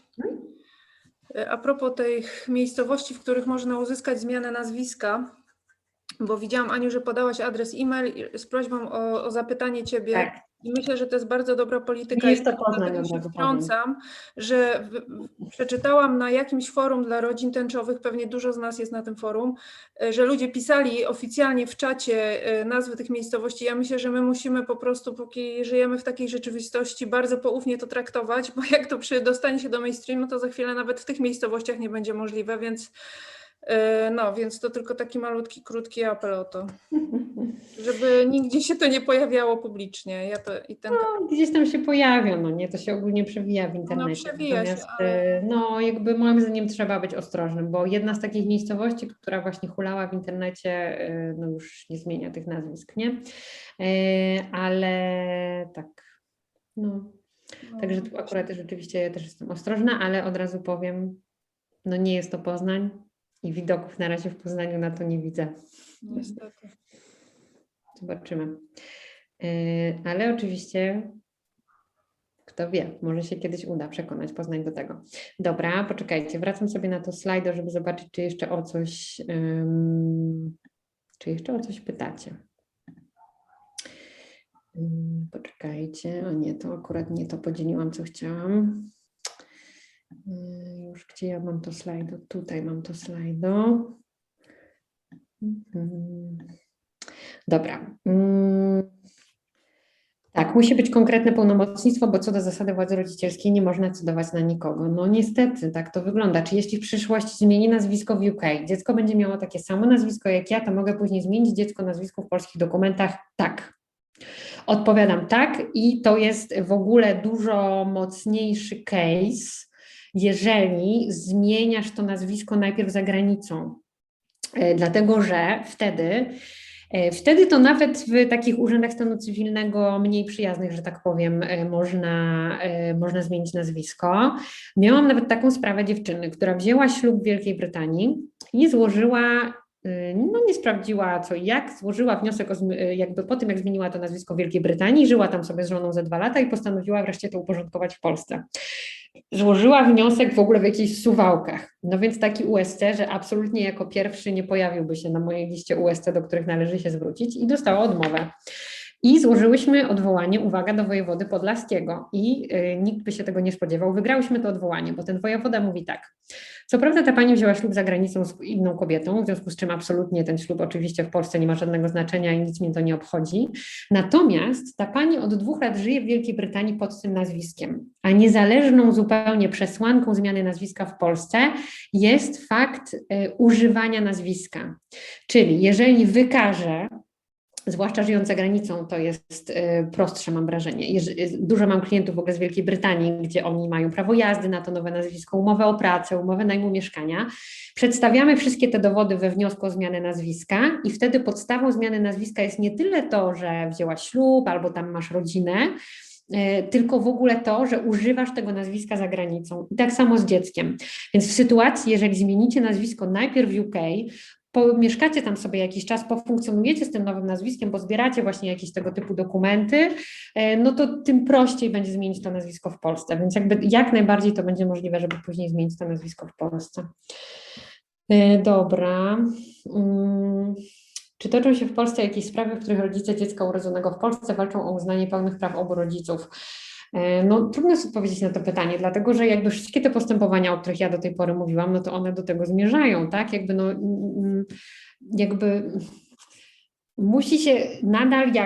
Musi się toczyć jakieś postępowanie sądowe, tak? Nie ma takiego postępowania sądowego, w którym trudno mi sobie je wyobrazić, po prostu pójść i powiedzieć, jest takie postępowanie, ale takiego jeszcze nie ma. Pójść i powiedzieć, poproszę pełnię władzy rodzicielskiej, no nie? Natomiast jest takie postępowanie, które powinno się w Polsce zadziać i jeszcze go nie ma i ja zachęcam do tego, żeby się na takie postępowanie sądowe zdecydować. Mianowicie second parent adoption w Polsce, czyli pójść do sądu i powiedzieć, żądam umożliwienia mi zaadoptowania dziecka mojej partnerki tej samej płci albo mojego partnera tej samej płci. Wzięliśmy ślub za granicą, to jest oto akt małżeństwa, który ma przecież taką samą moc prawną jak polski akt stanu cywilnego, w związku z czym żądamy umożliwienia nam adopcji dziecka w naszym małżeństwie. I teraz to jest niestety sprawa, która oczywiście wiąże się z tym, że no państwo, że tak powiem, ingeruje bardzo w waszą rodzinę i dlatego wyobrażam sobie, że to jest trudna decyzja, żeby w takie postępowanie wejść. No bo tak, może się przyłączyć prokurator. Być może będzie trzeba w ogóle, będą jacyś biegli powołani, którzy niekoniecznie będą przecież w porządku biegłymi, tylko mogą być też jacyś tam, nie wiem, homofobiczni. Będzie trzeba tym biegłym w ogóle odpowiadać na pytania dotyczące waszego dziecka czy waszego życia rodzinnego. I to jest sprawa, która jest skazana na przegranie w Polsce, tak? Natomiast to jest sprawa, która byłaby bardzo mocna przed Europejskim Trybunałem Praw Człowieka w Strasburgu. Nie mamy jeszcze takiej sprawy. I teraz my ogólnie walczymy o możliwość second parent adoption w Strasburgu już teraz. Bo w Strasburgu w tej chwili toczą się sprawy, które dotyczą transkrypcji aktu urodzenia i potwierdzenia obywatelstwa dziecka urodzonego za granicą w związku jednopłciowym. I teraz pomimo tego, że to są sprawy, które niby nie dotyczą władzy rodzicielskiej, tylko właśnie wydania dokumentów czy tam potwierdzenia obywatelstwa, to w tych postępowaniach wszystkich argumentujemy, że doszło do naruszenia praw człowieka dziecka oczywiście, natomiast najprostszym rozwiązaniem tej sytuacji byłoby umożliwienie w Polsce adopcji dziecka w związkach jednopłciowych, więc to jest ogólnie cel, do którego my dążymy w tych postępowaniach, natomiast long shot powiedziałabym, no nie, to znaczy na dziś trudno mi sobie wyobrazić, żeby Trybunał w Strasburgu uznał, że to jest oczywiście najprostsze rozwiązanie, ale nie sądzę, żeby nałożył na państwa członkowskie Rady Europy obowiązek umożliwienia tej adopcji w związku jednopłciowym. Myślę, że parę lat musimy jeszcze na to postępowanie poczekać. Tak więc ogólnie toczą się te postępowania. Nie ma takiego postępowania, które by idealnie pod ten Strasburg pasowało, czyli właśnie ta adopcja w związku jednopłciowym, ale takie około tego tematu się toczą i w Polsce i przede wszystkim na poziomie międzynarodowym, co powiedziałabym, większe nadzieje z tym wiąże, nie? Dobra, patrzę sobie jeszcze tutaj. Mogę jeszcze jedno pytanie zadać? Tak. Nie chcę siać defetyzmu i to jest całkowicie pytanie hipotetyczne, ale Się boję. czy Polska jako członek Unii, no bo rozumiem, że możemy zawsze wyjść z Unii niestety, Możemy. ale czy Polska jako jeszcze członek Unii ma możliwość prowadzenia prawa podobnego do tego rosyjskiego prawa zakazu homopropagandy w stosunku do nieletnich? Jest w ogóle taka możliwość, bo to, co teraz Ziobro wymyślił o tej adopcji, no to jest jednak zgodne z prawem, tak? Może wymyślić coś takiego, że osoba... Wiesz, to chyba nie, bo on rozumiem, że jemu chodzi o to, żeby osoby, które są po prostu gejami albo lesbijkami i nawet nie chcą wspólnie adoptować dziecka, tylko samodzielnie, żeby nie mogły tego zrobić. I to jest oczywiście niezgodne z orzecznictwem Europejskiego Trybunału Praw Człowieka. I gdyby on te przepisy wprowadził, no to byśmy szybko poszli do Strasburga, no nie? Tak, ale on teoretycznie może to zrobić, jeżeli wprowadzi prawo, że adopcja jest tylko dla małżeństw. Przynajmniej teoretycznie wtedy. Wiesz co, tak, znaczy jeżeli on wprowadzi prawo, że adopcja jest tylko dla małżeństw, a samodzielni rodzice, którzy nie są w małżeństwie i nie mogą adoptować dziecka, to nic z tym nie zrobimy. W sensie na dziś w Strasburgu byśmy przegrali.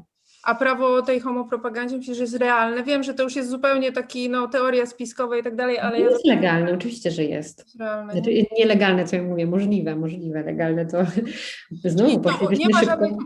żadnych mechanizmów jakby według prawa unijnego, które... Znaczy są takie mechanizmy następcze tak naprawdę, czyli gdyby on takie prawo już uchwalił, no to wtedy moim zdaniem możemy próbować na poziomie międzynarodowym coś z tym zrobić, nie? Ale jakby na etapie tego, że on tylko zapowiada, że to zrobi, no to niewiele możemy zrobić. Okej. Mega ciekawe webinarium, bardzo dziękuję, strasznie mi miło. Mam wrażenie, że wiecie, tych pytań jest strasznie dużo i że trudno się w tym odnaleźć, ale najwyżej, jak rozumiem, dziewczyny nagrały, więc będziecie mogły sobie to puszczać po prostu w nieskończoność, aż... U mnie to jakby jest to pytanie, przecież czy będzie pytajcie. kolejne i jeżeli to jest pytanie, czy będzie kolejne z adwokatką Anną Mazurczak, to ona musi odpowiedzieć, a jeżeli będzie, czy będzie kolejne na naszej fundacji, to tak, będą jeszcze 2.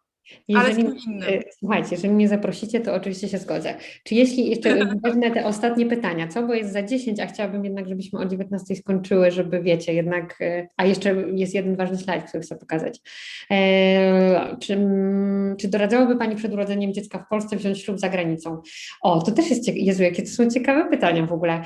Wiecie co, no ja ogólnie doradzam brać ślub. Już mówię dlaczego. Dlatego, że moim zdaniem te małżeństwa zawarte za granicą, one będą zyskiwały na znaczeniu, bo to, co my teraz robimy też w różnych postępowaniach w Polsce, a także już powoli na poziomie międzynarodowym, to powolutku próbujemy wyszarpać różne uprawnienia dla par tej samej płci. I teraz dużo mocniejszym argumentem w sądzie jest to, nie tylko, że jakaś para żyje tak jak małżeństwo, czyli jest w tym związku nieformalnym, tylko my mamy mocniejszą sprawę, jeżeli ta para już zawarła związek małżeński za granicą. No bo my mówimy tak, 2 są bardzo mocne argumenty w ogóle w tych sprawach. Pierwszy jest taki, że zgodnie z tą ustawą Prawo o aktach stanu cywilnego, w sytuacji, kiedy obywatel polski, który ma już akt urodzenia w Polsce, zawrze związek małżeński za granicą, on ma obowiązek dokonać transkrypcji swojego aktu małżeństwa. Obowiązek ma pójść do UST i zgłosić wziąłem ślub. No więc pary jednopłciowe oczywiście ten obowiązek chcą po prostu zrealizować. No a drugi mocny argument jest taki, że przecież, co wynika z orzecznictwa, zagraniczne akty urodzenia mają taką samą moc jak polskie akty urodzenia, a więc jeżeli ktoś wziął ślub za granicą, no to halo, po prostu jest w związku małżeńskim. I teraz my oczywiście stopniowo, tak, stopa w drzwi, próbujemy różne uprawnienia zdobywać dzięki temu, że mamy w ręku ten zagraniczny akt małżeństwa. Ja się nim czasem posługuję w różnych postępowaniach sądowych. Na przykład, jeżeli ktoś żąda zmiany nazwiska na nazwisko partnera czy partnerki tej samej płci, a wcześniej zawarł związek małżeński za granicą, to zawsze dołączamy do wniosku o zmianę nazwiska ten zagraniczny akt małżeństwa, no bo to jest po prostu najprostszy, najlepszy dowód na to, że my żyjemy w trwałym związku i tworzymy rodzinę, nie? Druga sprawa, jestem w tym szpitalu symbolicznym, jest ta moja partnerka nieprzytomna, nie mamy żadnych papierów, nie zdążyłyśmy podpisać żadnego upoważnienia, idę się awanturować, jestem partnerką tej samej płci, osobą bliską, żądam informacji o stanie zdrowia, świetnie pokazuje zagraniczny akt małżeństwa i mówię, no to jest chyba najlepszy dowód na to, że my tworzymy rodzinę i jesteśmy w ogóle osobami bliskimi. Więc na razie takie, jakby wiecie, używamy tych aktów małżeństwa w innych postępowaniach, także po to, żeby udowodnić, że żyjemy w trwałym związku. Natomiast totalnie to będzie miało coraz większe znaczenie, bo te sprawy, które w Strasburgu już zostały w zeszłym roku zakomunikowane, no więc czekamy po prostu na wyrok, one dotyczą objęcia ubezpieczeniem zdrowotnym, podatku od darowizny, podatku od spadku, tak? I we wszystkich tych postępowaniach możemy się tym zagranicznym aktem małżeństwa posługiwać, więc też w ogóle ja uważam, że wiecie, podejmując decyzję o ślubie za granicą, to jest po prostu poważna decyzja, bo moim zdaniem to nie jest tak, że w Polsce to jest świstek papieru, który można wrzucić do niszczarki, tak? No nie. I jakby ten akt małżeństwa będzie nabierał na znaczeniu i moim zdaniem też w relacji z dzieckiem. To znaczy w przyszłości, uważam, w kolejnych postępowaniach sądowych mocniejszą mamy sprawę, jeżeli rodzice są w małżeństwie. Więc ja ogólnie uważam brać śluby za granicą z godnością, Miłe to jest wydarzenie w życiu człowieka i po prostu ogólnie po prostu jestem za małżeństwami. Dobra. Patrzę jeszcze sobie w ten drugi slajdo. Dobra, słuchajcie, to chyba zamykamy, myślę tak sobie, te pytania. Generalnie zachęcam do kontaktu, jeżeli się jeszcze jakieś rzeczy pojawią albo będziecie chcieli zapytać o coś, czego nie powiedziałam, albo powiedziałam za krótko, albo powiedziałam w jakiś zbyt skomplikowany sposób. Bardzo chcę pokazać jeszcze jeden slajd, jeśli się dziewczyny na to zgodzą. Gdzie szukać pomocy prawnej? Mam taki slajd. Bo powiem, dlaczego go przygotowałam. Dlatego, że ja ogólnie zachęcam do tego, żeby nie szukać jej u szarlatanów, a przede wszystkim nie szukać u przypadkowych prawników.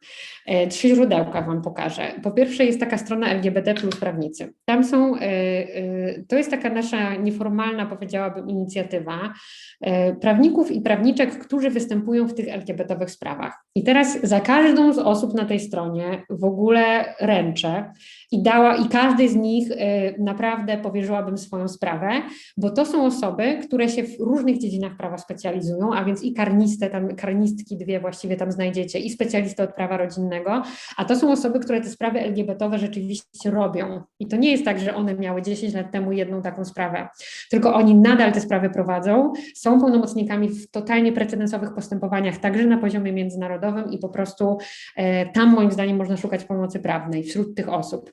Druga sprawa, Grupa Prawna Kampanii Przeciw Homofobii, która ma po prostu już naprawdę olbrzymią wiedzę dotyczącą tego, jak te wszystkie przepisy funkcjonują w praktyce. Dużo też prowadzą bardzo dużo postępowań sądowych, sama dla nich pro bono prowadzę także postępowanie sądowe w sprawie Wiktora. W każdym razie tam można przede wszystkim dostać w ogóle takie poradnictwo bieżące.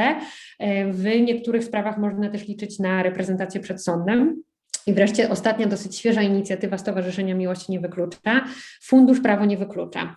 To jest fundusz stworzony dla osób LGBT, które potrzebują pomocy prawnej i reprezentacji przed sądem, a są w sytuacji finansowej takiej, że nie mogą sobie pozwolić na tą profesjonalną pomoc prawną. I teraz tam można się zwrócić o pomoc finansową i no jednocześnie pomoc prawną, tak? Jakby generalnie prawnicy, którzy współpracują z Funduszem Prawo Nie Wyklucza, to są przede wszystkim prawnicy z tej grupy LGBT plus prawnicy, a więc znowu można po prostu ręczę za nich i można po prostu jakby mieć reprezentację w sądzie dzięki pieniądzom z Funduszu Prawo Nie Wyklucza, a jednocześnie mieć pełnomocnika, do którego można mieć pełne zaufanie, bo wiadomo, że on w tych sprawach LGBT-owych się specjalizuje.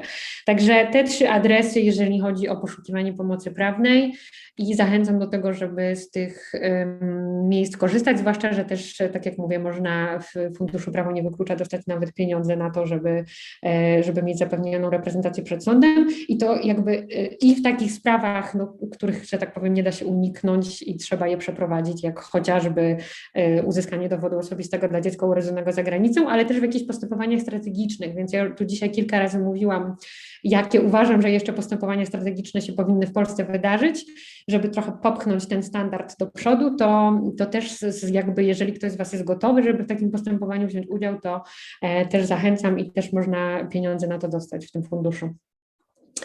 Dobra, to kończymy chyba, co? Nie słychać Was, dziewczyny, znowu. Bardzo dziękujemy. Nie słychać Cię, kochana. My ustalamy, kto ma oficjalnie podziękować. Bardzo dziękujemy obie, bo jesteśmy w jednym pokoju po prostu, dlatego stąd te wszystkie zakłócenia. Dziękujemy Tobie, Aniu, za prezentację super ciekawą i wszystkim za przybycie. Jest jeszcze jakaś jedna wiadomość, 2 nawet. Aha, podziękowania. Tak jak mówiłam, to wszystko będzie opublikowane. Wytniemy jakieś ewentualne rzeczy, które nie powinny się ukazać. Do zobaczenia na kolejnym webinarium, które będzie ogłoszone niedługo i powodzenia we wszystkim. Dzięki wielkie i do zobaczenia.